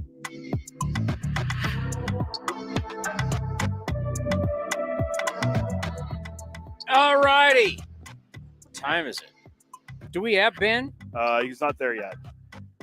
Talk a little Blue Jays baseball. Ben Shulman does radio play-by-play for the Jays. You know, it's interesting when you look at the Toronto Blue Jays and the Oakland Athletics from a standpoint of what everybody predicted was going to happen, right? The Blue Jays were a team that everybody thought that Ross Atkins had to make moves, had to do this, had to do that. Everybody was reading about, well, you're going to have to ship this guy and get rid of that guy, do that. And then in the end, didn't happen. Just like Rooker was going to go and Mason Miller was going to go. So all the people putting out all the content, you got to pick people or you got to pick teams that you think will make moves. So then you start writing all these articles saying that their players are all going to move, and then the deadline comes, and the Jays stayed pat. And they're going to try and get something done long-term with Vladimir Guerrero Jr., who, by the way, Bad Vlad Jr. is the hottest man on the planet right now. He's riding a 20-game hitting streak, hitting .507 during that time, 22 extra base hits, 22 RBIs. Only 4 players in that. Is this a small sample size? 80 years. Is 80 years for you small sample size people? I think is 80 years adequate. a small sample size? And the last 80 years, 20 extra base hits, a 500 average over a 20-game span. You got to go Chipper Jones, Richard Hidalgo, and Todd Helton. Richard Hidalgo, great Astro, Richard Hidalgo. I never thought I'd be saying Richard Hidalgo's name again, but yes, Chipper Jones and Todd Helton. But we do have Ben now. Do we have Ben? Ben, welcome back to A's Cast Live. How are you? I'm doing well. Thank you so much for having me, Chris. Yeah, we're just talking about how everybody had Brent Rooker getting traded. Everybody had Mason Miller. And we knew behind the scenes, and we have the GM show, David Force show here on A's Cast. He's telling us they're not getting traded. I'm pretty sure your guys' situation, too, with Ross Atkins, everybody's saying, Vladimir Guerrero, Bo Bichette, everybody's going to get traded. The Jays are going to – and that didn't happen. So a lot of outside noise about the Jays that just didn't come true.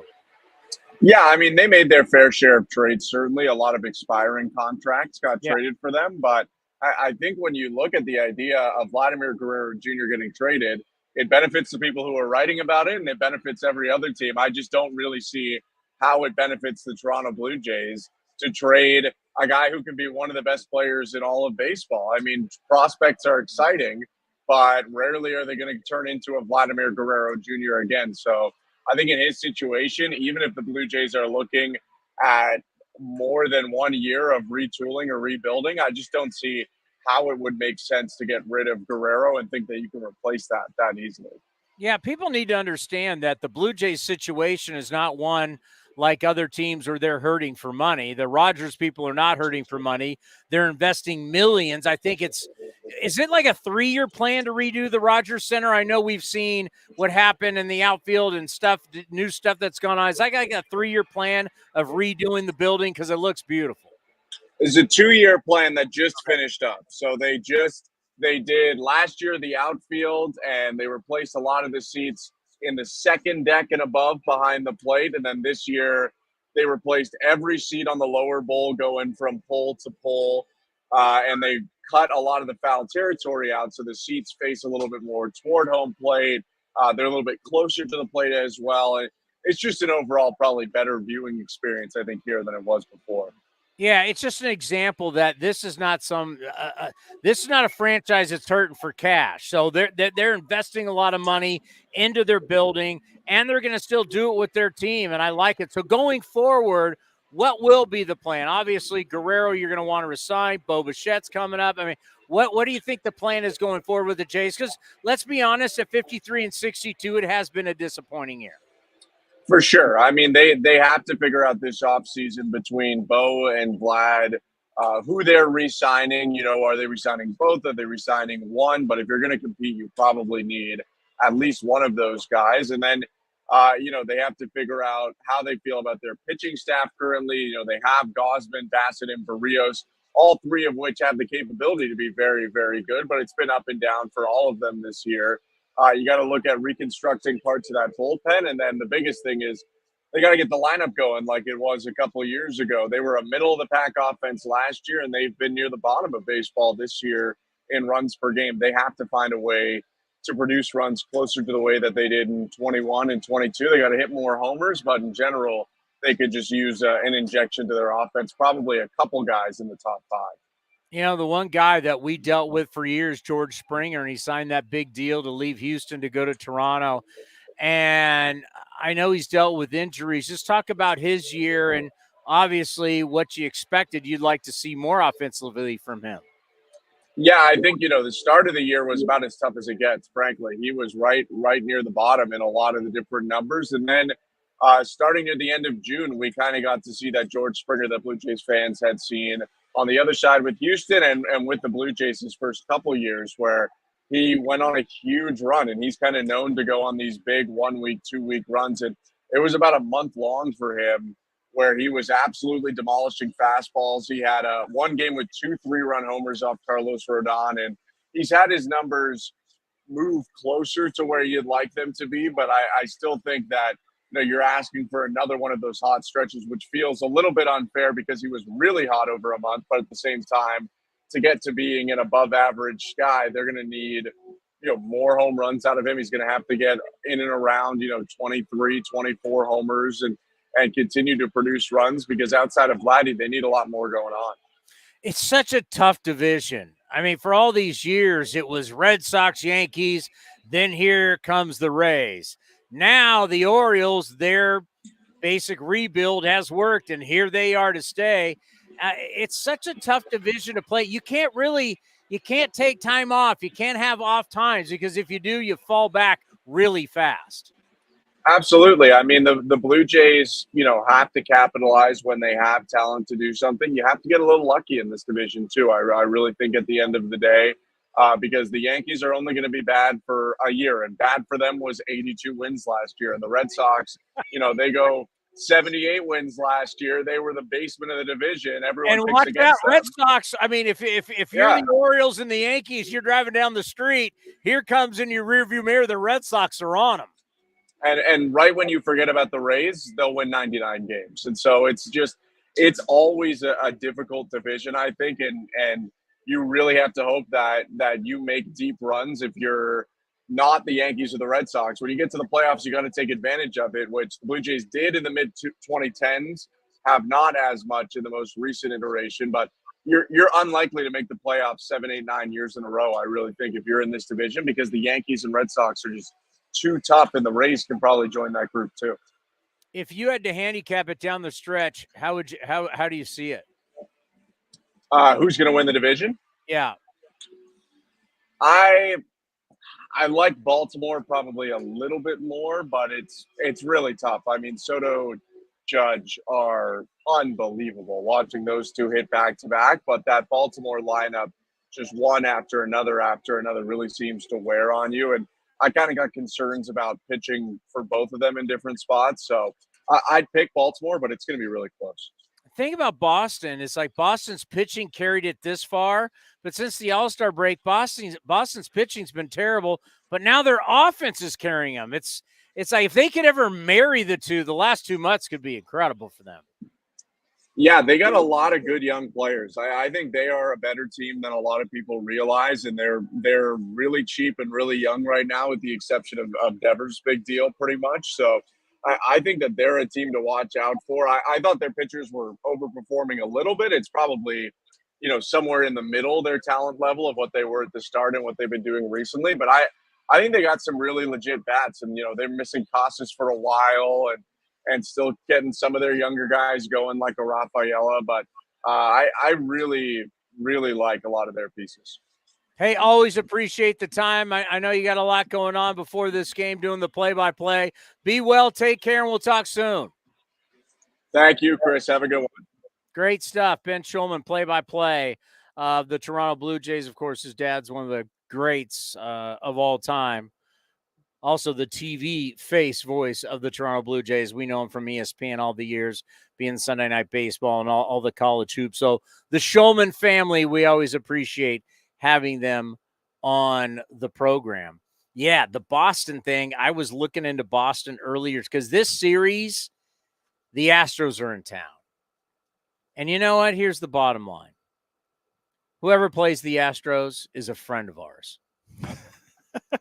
Right? I mean, can we all agree with that?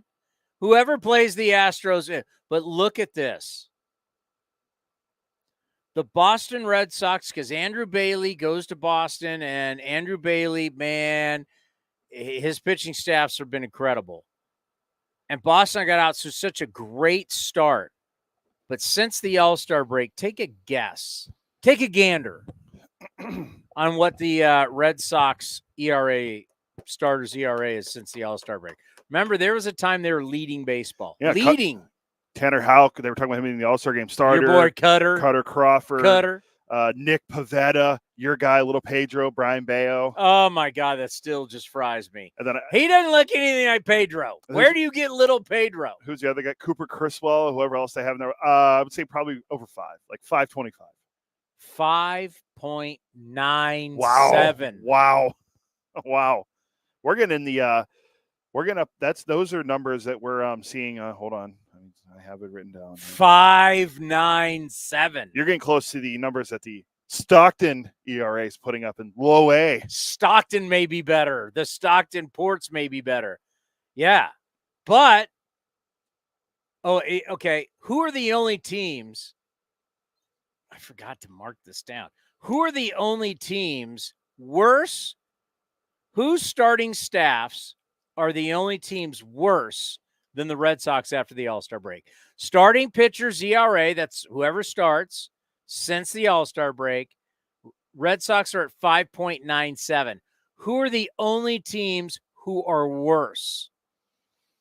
Is Atlanta one? No. I was looking at teams that were bad. That have been bad lately. Now think. I haven't looked at these. If the Red Sox starters are at 5.97, someone's way worse. They're in the 6s. White Sox? No. Wow. No. White Sox are way better than these teams. They don't have anybody in the rotation. Besides Jonathan Grafal getting fired. This is so obvious. They just did it so they didn't have to keep this going because they're playing the Cubs. I mean, why now? Like, why fire him now? Well, because you're playing the Cubs. And you got the inner city rivalry, Cubs, White Sox. You don't want to have to deal with it. Bring in Grady Sizemore. He's now the man.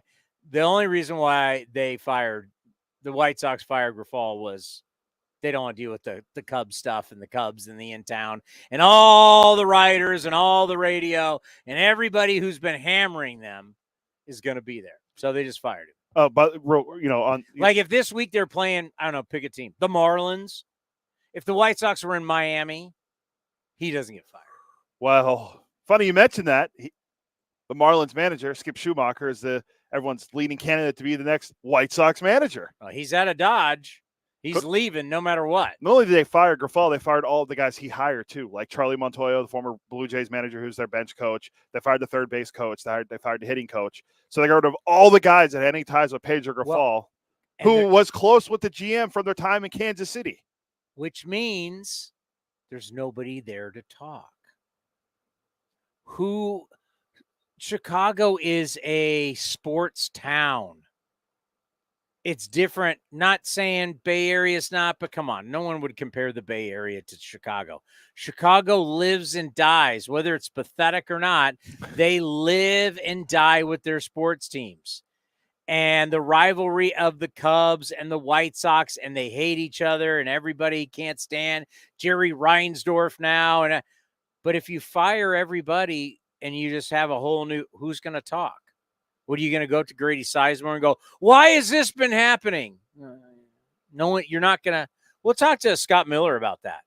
I mean, why now do you fire everybody? Well, because who's going to talk to the big, bad Chicago media now? There's no one to talk to. They're all fired. Makes it real easy. It's actually, from a business standpoint, pretty smart. Yeah, and apparently. Now, the fans won't like it. I mean, our fans may not even. Certain parts of our fan base might not even like it. How dare you? Because everything's how dare you. Well, that's pretty easy. they're all coming to light us up. So I just fire everybody, and there's no one to feed. There's no one to fuel the flames, fan the flames. Yeah, because it was funny when I reached out to Scott Merkin, who covers the White Sox for MLB.com, when the team was here a few days ago, and Scott's on vacation, and we'll get him when we go to Chicago. And I asked him about it, and he said I won't be there. He goes, I believe only one writer is going on the trip. That's the White Sox. Hard to believe. Chicago. Yeah. You still haven't answered the question. 2 teams since the All-Star break, starters have been worse than the Red Sox. I'm assuming they're probably both in the American League. Rangers is one. They're the worst. DeGrom's going to be throwing the hitter soon. It's not a drill. DeGrom. 6.16 ERA. Good seeing you, Boch. You had a great year last year. Wow, happy trails. Happy trail. Maybe that's my hot take Tuesday. Wow. This will be Bruce Bochy's last year. Well, Johnny's not going to say it because Boch is his guy. Johnny, well, in 4 years, Bochy will go to the Hall of Fame. I mean, Johnny will spin some ridiculous thing. What happens first, Boch the Hall of Fame or Raphael winning the MVP? Raphael. Happy trails, Boch. I'm going to go with the other one. Happy trails to you. I feel like this is going to be. How about they're in the same division as the Red Sox? The Yanks. The Bronx Bombers. Yeah, Nasty Nestor not great so far. 6.11. Oh, your guy Garrett Cole. 6.11 ERA, their starters. But the Red Sox, they lead the majors 6.5 runs per game and an OPS of 895 since the All-Star break. Red Sox, 11 hitters with at least 40 plate appearances since the All-Star break. 7 of them are hitting 300 or better. See what happens when you hit 300? Numbers go up with power. Unbelievable. Score a lot more runs for all you batting average doesn't matter people. So the Red Sox got this far with pitching. Now the hitting is carrying them. Look out. They take on the Houston Astros, who just helped Bruce Bochy go into retirement. And Blanco, by the way, his last 4 starts, 1-4 with a 4.35 ERA. So we'll see the Astros heading to Fenway Park. Remember, anybody who plays the Astros, my enemy, is my friend. I will be root for the Boston Red Sox for the next 3 games at Fenway Park. I'll go park my car in Harvard Yard and have that ridiculous New England accent like my whole family does back there. And I'll be a Red Sox honk for 3 days. Hopefully they sweep the Astros.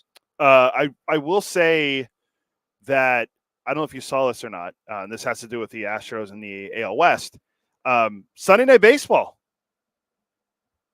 this week. Who do you think it is? Oh, it is Friday. Hold on. Sunday Night Baseball. Let me look at the schedule here. I'm only looking at the Friday game. Well, definitely I would say Astros, Astros, Red Sox got to be there, but that I'm seeing. That's tomorrow on Fox.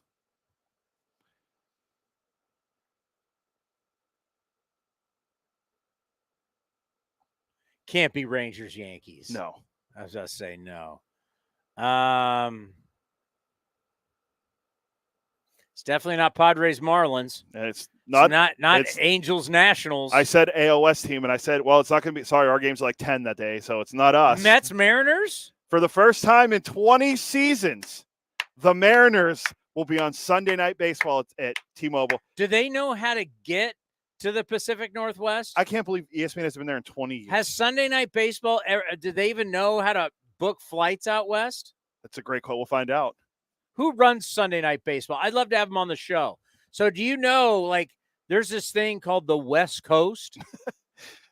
Well, no, they said they have the Dodgers on every once in a while. Oh, it'd be the best thing is, I will. Wait, when are we playing? Oh, we got a 10 a.m. game. I'm going to tape it just so I can hear them say, oh, my God. What's it called up there again? It's T-Mobile. T-Mobile, yeah. Not Safeco, T-Mobile. They're going to get up there. I hope it's a gorgeous day in Seattle, and Sunday Night Baseball will be like, wow, it's great up here. Seattle, blah, blah. Just go,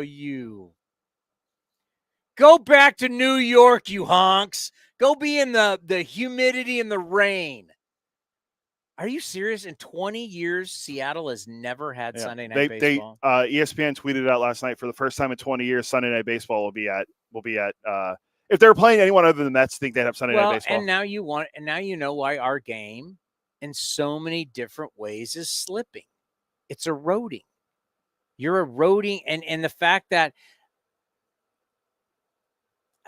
the addiction that was ESPN slowly but surely goes away. But at some point, baseball, the fact that baseball just needs to cut ties with ESPN. I'm looking right now. Then the game on the 18th looks like it'll be Major League Baseball Little League Classic. Yankees Tigers. I may be wrong on that. But ESPN has failed baseball. Baseball has to find a better way to promote itself outside of Sunday Night Baseball, because that's basically all you get. Now, having the affiliation with ESPN Radio is good for baseball, because ESPN Radio is the number one syndicator that's picked up on radio stations, sports radio stations around the country. So the affiliation to make sure you have your World Series, your All-Star Game, your Home Run Derby, your Sunday Night Baseball. But from a television standpoint, I just feel like Sunday Night Baseball has failed Major League Baseball. But I don't know if there's a better alternative. I mean, maybe baseball really has to rethink its strategy to try and be in prime time, to try and be not on. I mean, it's all about making money and getting the money, but figuring out a way to say, you know what, we're going to cut ties Sunday Night Baseball. We're not going to the money. We're going to go another route to promote our game, and maybe not on cable. Right? Yeah, for sure. Maybe to be like, let's do a deal with Fox, and Fox may not want to do it. Maybe you have to pay for it yourself, but you need to get yourself like the deal. I don't know if anybody heard the major announcement. There was, we got a major announcement in MLB Network. And I'm like, what's the major announcement? But the major announcement is Bristol Speedway, NASCAR in Tennessee. We're going to have a baseball game there. August 2nd next year. And they showed like how they're going to put the track. It's going to be the Braves, and it's going to be the Cincinnati.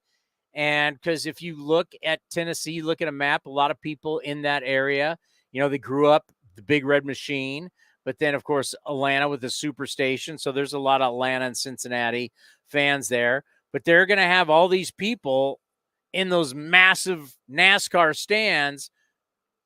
Field where the pit is, track will still go around. I think this is brilliant. It's absolutely brilliant. It reminds me of the hockey, the outdoor hockey games. Oh yeah, they do it on New Year's usually now. This is brilliant. And you might say, well, I'm just telling you, if you looked at the latest census, this is just data of where human beings are in the United States of America and where they're going. There is a full-on migration to the South and Southeast. It's just fact. For the first time ever, we have more people leaving California than coming to California. You see Northeast cities are losing population. West Coast cities losing population. Chicago, Illinois, Upper Midwest, losing population. You see Sunbelt to the Southeast gaining population.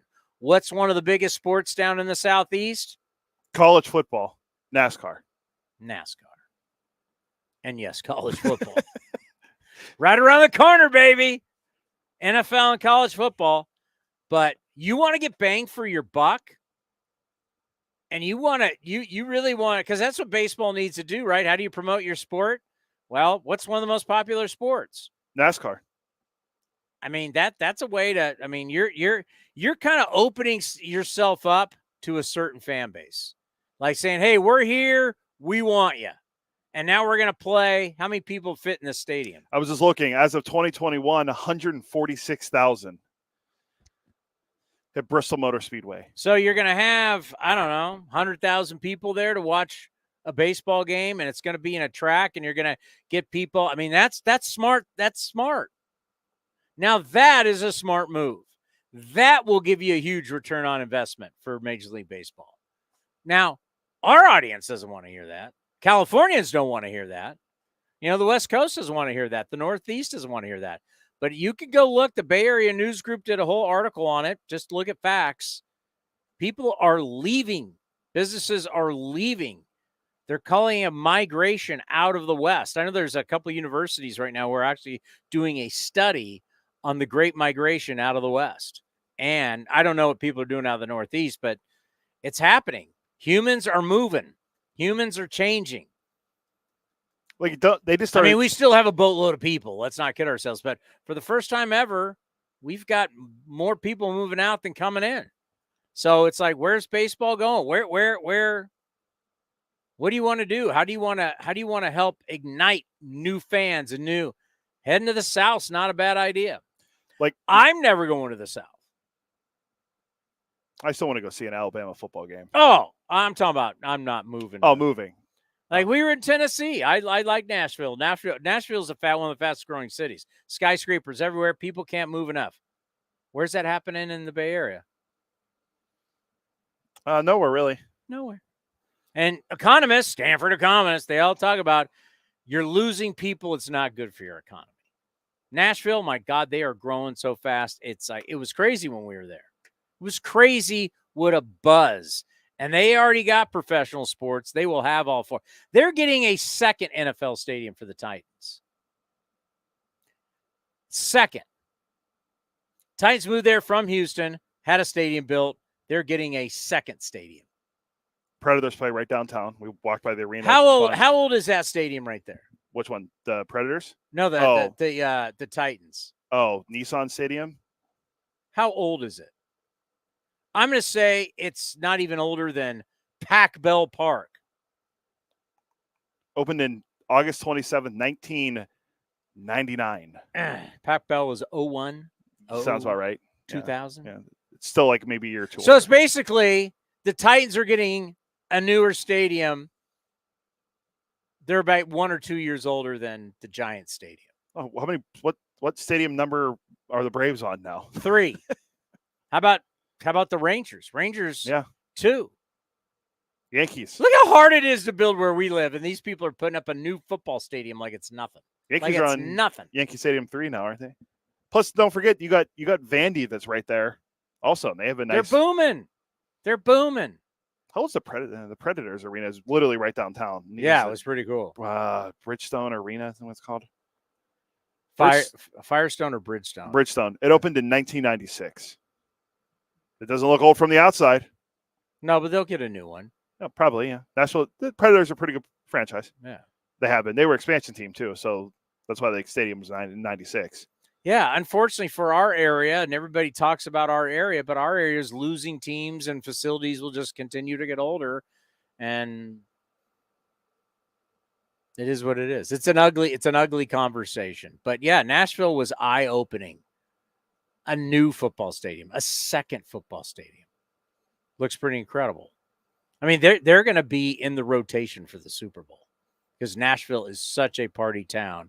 Yeah, it will get back to, because remember, it used to be in just 4 or 5 locations. It will get back to one point. It'll be Miami. It'll be New Orleans. It'll be Nashville. It'll be Vegas. They will have a rotation for the Super Bowl. And in LA. Hopefully the Bay Area is in it, but there's a chance it won't be. They're getting it again, but at some point they'll get back to the rotation. And I guarantee you, when Nashville gets that stadium, they for sure will be in the rotation.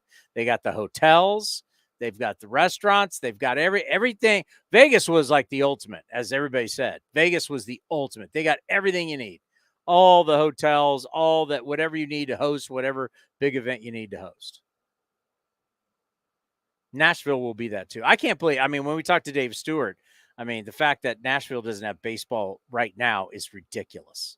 Do we got Scott? We do, yeah. Scott, how are you doing? Welcome back to the program. Hey, good, Chris. How are you? Life is really good, and I was thinking about you. I know you got a book that's going to be coming out, but I know how much you've been paying attention to the National League West.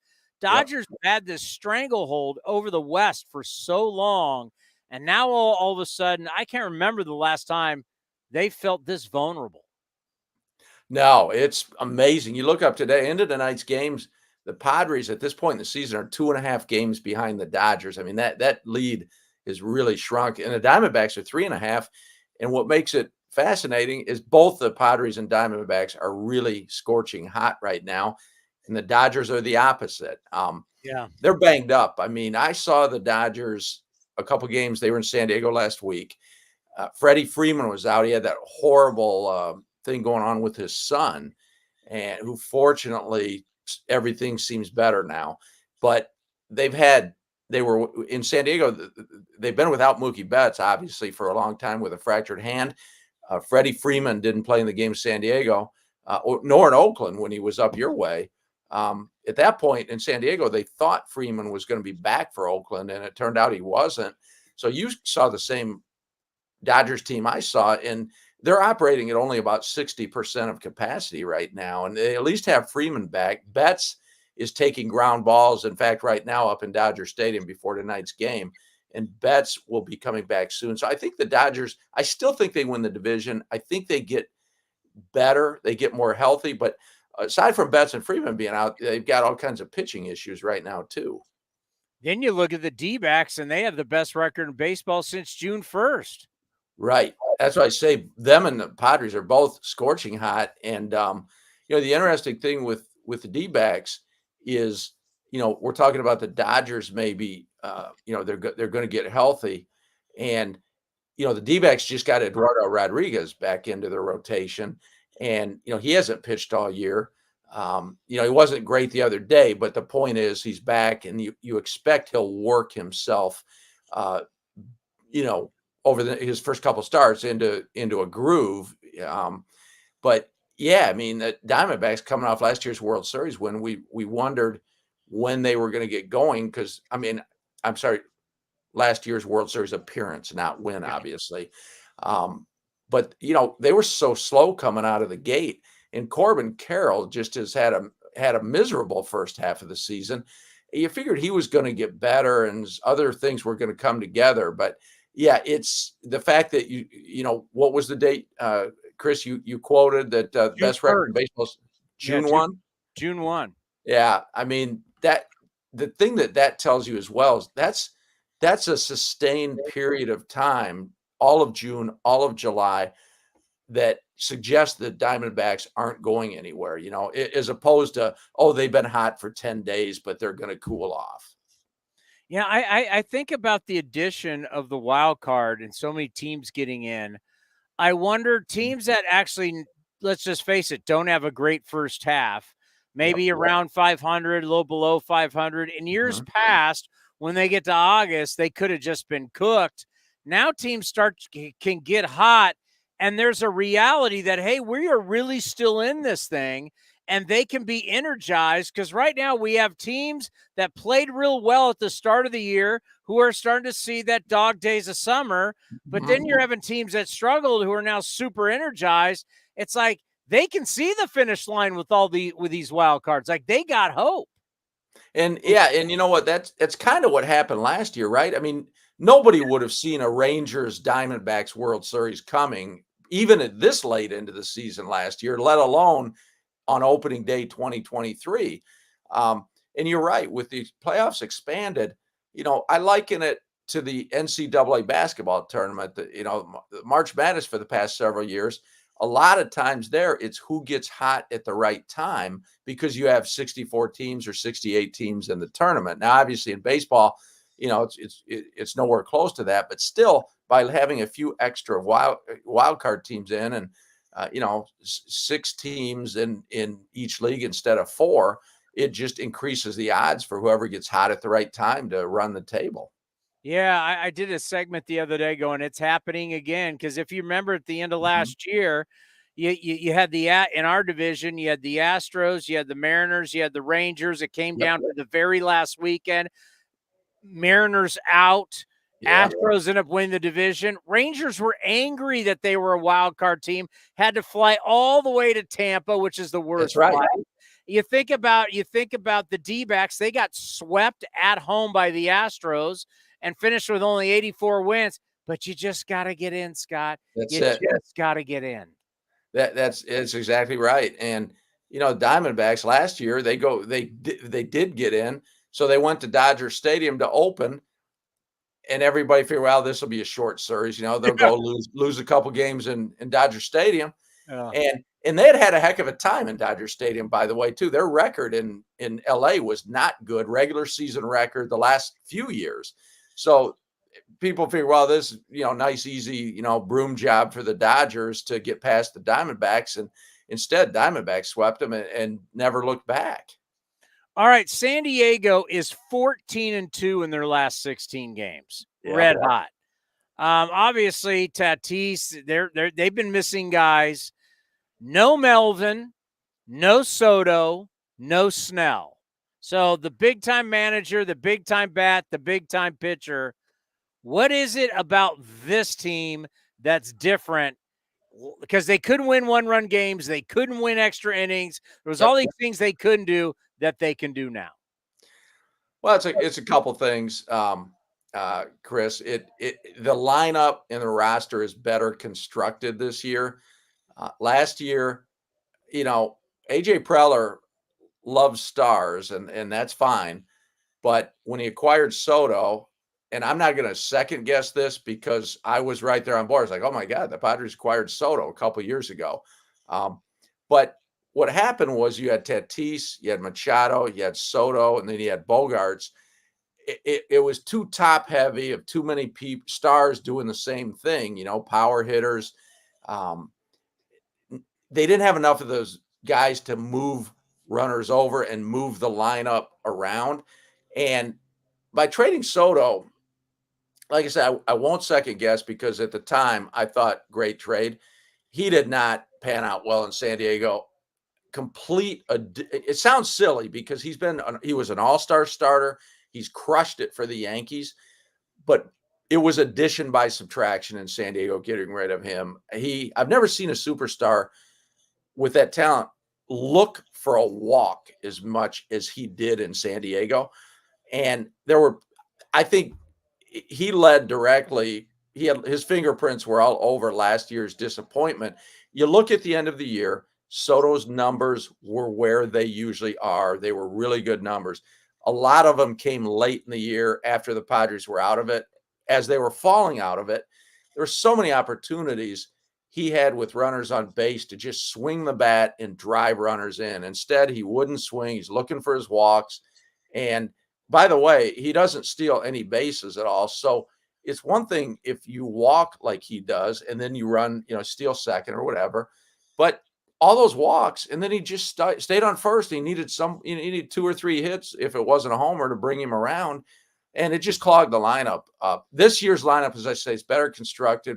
Without him, they've got guys that are swinging the bat a little bit more aggressive, and as I say, kind of moving runners around, moving the lineup around. And Jurickson Profar has been a really good sign. He's been a glue guy for them. He's having one of his best years offensively. He's comfortable in San Diego. Teammates love him. He always smiles. He helps make everybody around him better. That's one thing that's happened. And you mentioned the injuries. Joe Musgrove and Yu Darvish both have been out for an extended period of time. But, one of the things the Soto trade did was bring Michael King back from the Yankees, and he's in the rotation gotten better and better as the season's gone on. I'm not saying he's going to win a Cy Young, but he's helped solidify the rotation, and their bullpen's been really good. And overall, they do a lot of things well. Everything you said about Soto is spot on. And right now in New York, obviously having a good year, obviously the age is right. It's like the Yankees are going to have a gun to their head about having to sign him to this record, and it may be a deal that's bigger than Trout's. But like you said, he doesn't run well. He's not great defensively. No. And all of a sudden there are times where he just does not swing. And it's like, and then there's like, for a star, he can be a star numbers guy, but a star player, is this guy someone that you put out for the organization, face of the franchise, billboards, return on investment? Is he that kind of leader? Is he the guy that you put up in front of everybody? And I just wonder about once. I understand the on-base percentage. I understand that. I get the OPS and everything. But, man, am I going to really hitch my wagon $500 million to that guy? Would you do that if you're the Yankees? No, I wouldn't. You're right. It'll be very interesting because, he's a Scott Boras guy, and they're going to be looking for the moon. $500 million or whatever it's going to be, or more, maybe toward Ohtani money, $700 million. And Soto's in the right place right now because, the money they're looking for. Okay, you're talking maybe 4 or 5 teams can afford him. When he's a free agent this year, a lot of teams aren't even going to engage because not that the Padres would. They've already been there, done that. But the Padres I bring up as an example of a team, they've given the $300 million deal to Machado. They gave a $300 million to Tatis. They've been spending money the last few years, but they're not going to, even if they hadn't had Soto before, that franchise is leveraged to the point where they wouldn't be able to play in the Soto waters, just like a lot of other franchises. Yankees are one of the few that can pay that kind of money. And you're right, they're going to have a gun to their head. And the more he plays well, and if they do win a World Series, there'll be public pressure. The Yankees fans are like, we got to bring this guy back, and the Yankees will have to answer that. So that'll be fascinating to see how it plays out. But the Mets, right? The Mets probably have the money.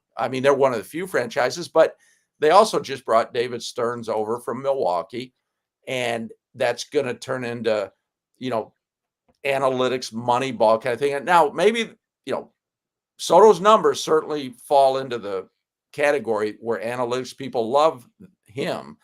But the way David Stearns built teams in Milwaukee, he has more money in New York with the Mets, but I don't know that they're going to go, let's, $500 or $600 million deal would be a good move for us.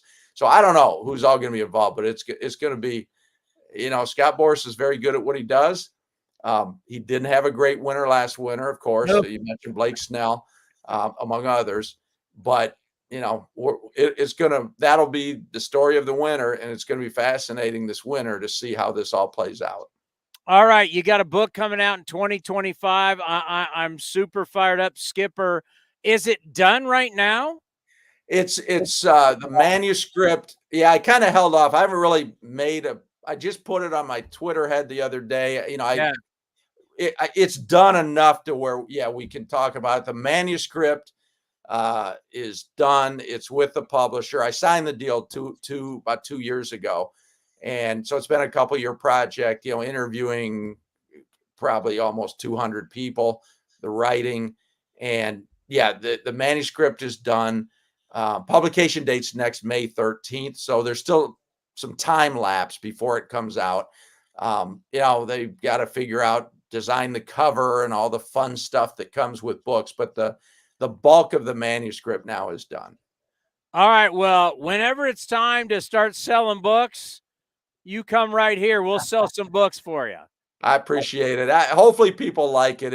I had a lot of fun with it. It's kind of a wide ranging about what's happened to the job of manager over about 50 years or so, kind of picking up in the late 70s with the guys that ruled with the iron fist, Earl Weaver, Billy Martin, Sparky Anderson, and Whitey Herzog, and kind of starting with that was the job of a manager. He had full control of the lineup and everything else.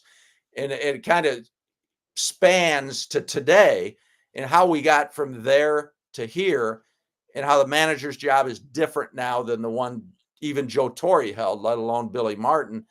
And it's different, but yet still important. Some people want to minimize it, say, they're just puppets of the front office. But, Some are, but if you're going to win, if you're going to be a winning organization, if you're going to have any success as a manager, you got to play nice with the front office, obviously, but you've got to have some autonomy in the clubhouse. Players have to respect you, because if they just view you as a puppet of the front office, that doesn't work. So talk to current managers, past managers, players, executives. We kind of work from the 70s to now. And, we kind of come through the Moneyball chapter.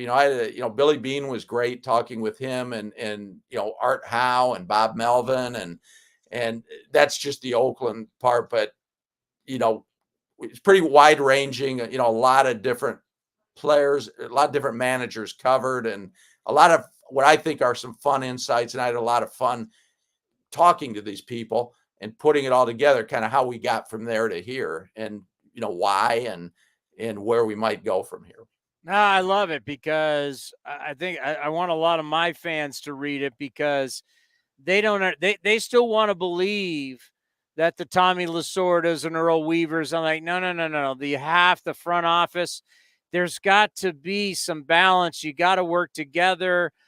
We've seen it work very well with the Golden State Warriors with Steve Kerr in the front office. Yes. And we accept that in the Bay Area, but we then don't want to accept baseballs like that. We still want the manager to be the man. It's different, but I've always said this, especially with Bob Melvin and as Billy Beane as his boss, was somebody's got to ride at the front of the plane and the front of the bus, and has to be the leader, has to deal with the human beings, has to deal with the egos, has to deal with the tragedies. Like we're just talking about Freddie Freeman, what's going on with his. I mean, I just had Dave Roberts on the show. Dave Roberts was talking with Freddie Freeman every single day. These players have problems with their wives, their girlfriends. They have parents who pass away. I mean, you have to deal like in any other job. Management has to deal with the human beings, and somebody's got to be good at communicating and dealing with these guys. And that's the manager, not the nerds up there dealing with the analytics. That's exactly right. In fact, there's a chapter I spent 4 days with Dave Roberts, kind of almost shadowing him, to kind of get into what does a modern manager do? What are all his responsibilities in a day? And I mean, it ranges from everything you just said to, when he's out at batting practice, the Dodgers, as other teams do, that they bring large groups of fans behind the batting cage, on the warning track, and so part of Dave Roberts and other managers, but Dave's really good at it. He goes back to glad hand with the fans, the VIPs that they bring in. I mean, they get pulled in so many different directions, from, they have to deal with the players, as you said, to the front office, to the marketing department wants a piece of them. Can you make this appearance? Can you make that appearance? Media relations. Hey, hey, we need you to talk to this guy and that guy. And they get pulled like taffy. And anyway, Roberts is a perfect modern example of that, and of a guy that's perfect for the managing job, because he does all of those things so well. So there's part of the book. There's a chapter on Roberts, over a 4-day period, and what all his job encompasses and how he kind of gets into it. Well, always great to have you on the show. I've always appreciated your time. You know how much we respect your work. It's second to none. And when that book's ready to be sold, we're going to sell some copies for you, my friend. Be well, and let's talk soon. Thanks, Chris. I always enjoy our conversations. Thank you. Scott Miller, longtime MLB columnist, author, now doing stuff for the New York Times. Are you saying we got to go? Yeah, pregame's coming up. A's, Blue Jays from the A's and the Jays. The only team I can't say the only team in town, the only team in Canada. The Pacific White, not the Pacific Great North. The Great White North versus the Pacific Northwest.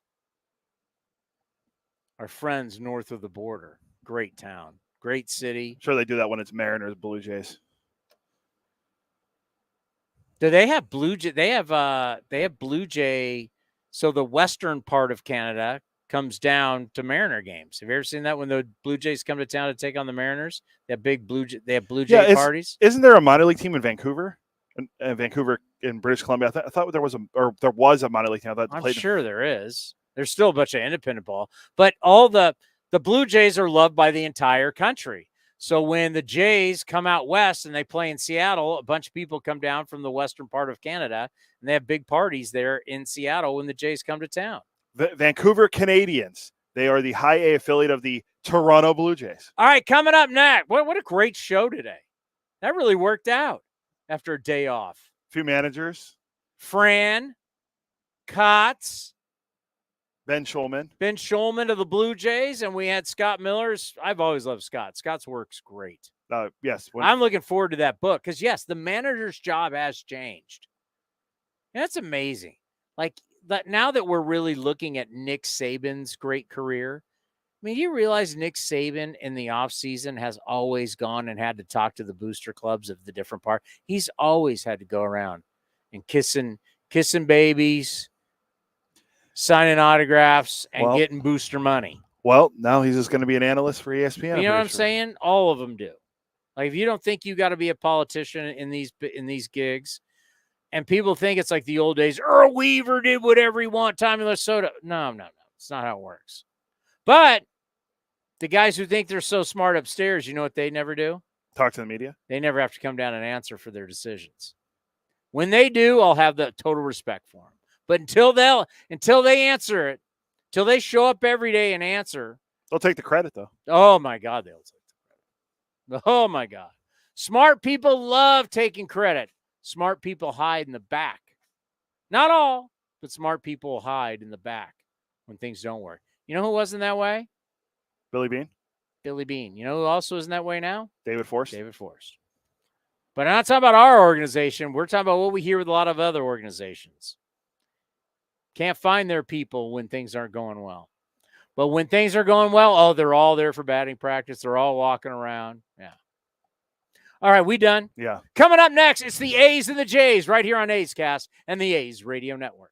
Hey, Oakland A's fans, step up to the plate with Xfinity Internet. Get the fastest speeds and low-lag streaming for an incredible viewing experience that knocks it out of the park. And you'll have a consistent connection with reduced buffering and freezing, so you can stay in all the action inning after inning. When it's game time, make sure to catch it all with internet that's powerful and reliable. Stream sports from the best seat in the house with Xfinity, because it's only live once. Actual speeds vary and not guaranteed. Many factors affect speed. For factors affecting speed, visit xfinity.com/network management. Where does one community end and the next begin? Across the railroad tracks? On the other side of the river? Is it between the east side and the west side? At Comerica Bank, we believe it's all one community, and we're all part of it. That's why Comerica has invested over $20 million for affordable housing, financial education, and workforce development in lower-income communities. Because when we raise expectations for everyone, we all rise. Member FDIC, Equal Opportunity Lender. This is the place where you can dance like nobody's watching, win like nobody's business, and get away like you mean it. So what are you waiting for? Come join the party. Take that evening out and make it a night you'll never forget. This kind of action can't be beat. This is Chris Townsend, and it is summertime. You want to look your best, and I can't tell you how excited I am. Commander Cody, we've got our new shipment from Link Soul, all the summer gear. So whether you're playing golf or you're going out for dinner, you're hanging out with your buddies, or you're going to the beach, go see our friends at linksoul.com. And right now they have an offer where you can get 20% off. Go to linksoul.com. Remember, in the big leagues, look good, play good. Hi, fans. This season, Kingsford Capital Management is the official hedge fund sponsor of the Oakland A's. At Kingsford, down to business is their way of seeing the world. Investing has its pitfalls, treacherous chasms of half-truth and despair. Kingsford's mission is to create opportunity through application of proven innovation and entrepreneurial focus with trust, tenacity, loyalty, and growth, establishing a strong reputation as a proven intended and validated bedrock of American finance. Kingsford Capital, down to business. The A's YouTube page is your go-to destination for A's video content. Get access to great highlights, exclusive behind-the-scenes content, classic games, A's Cast Live, and more. Visit youtube.com/athletics. This has been a presentation of the Oakland Athletics.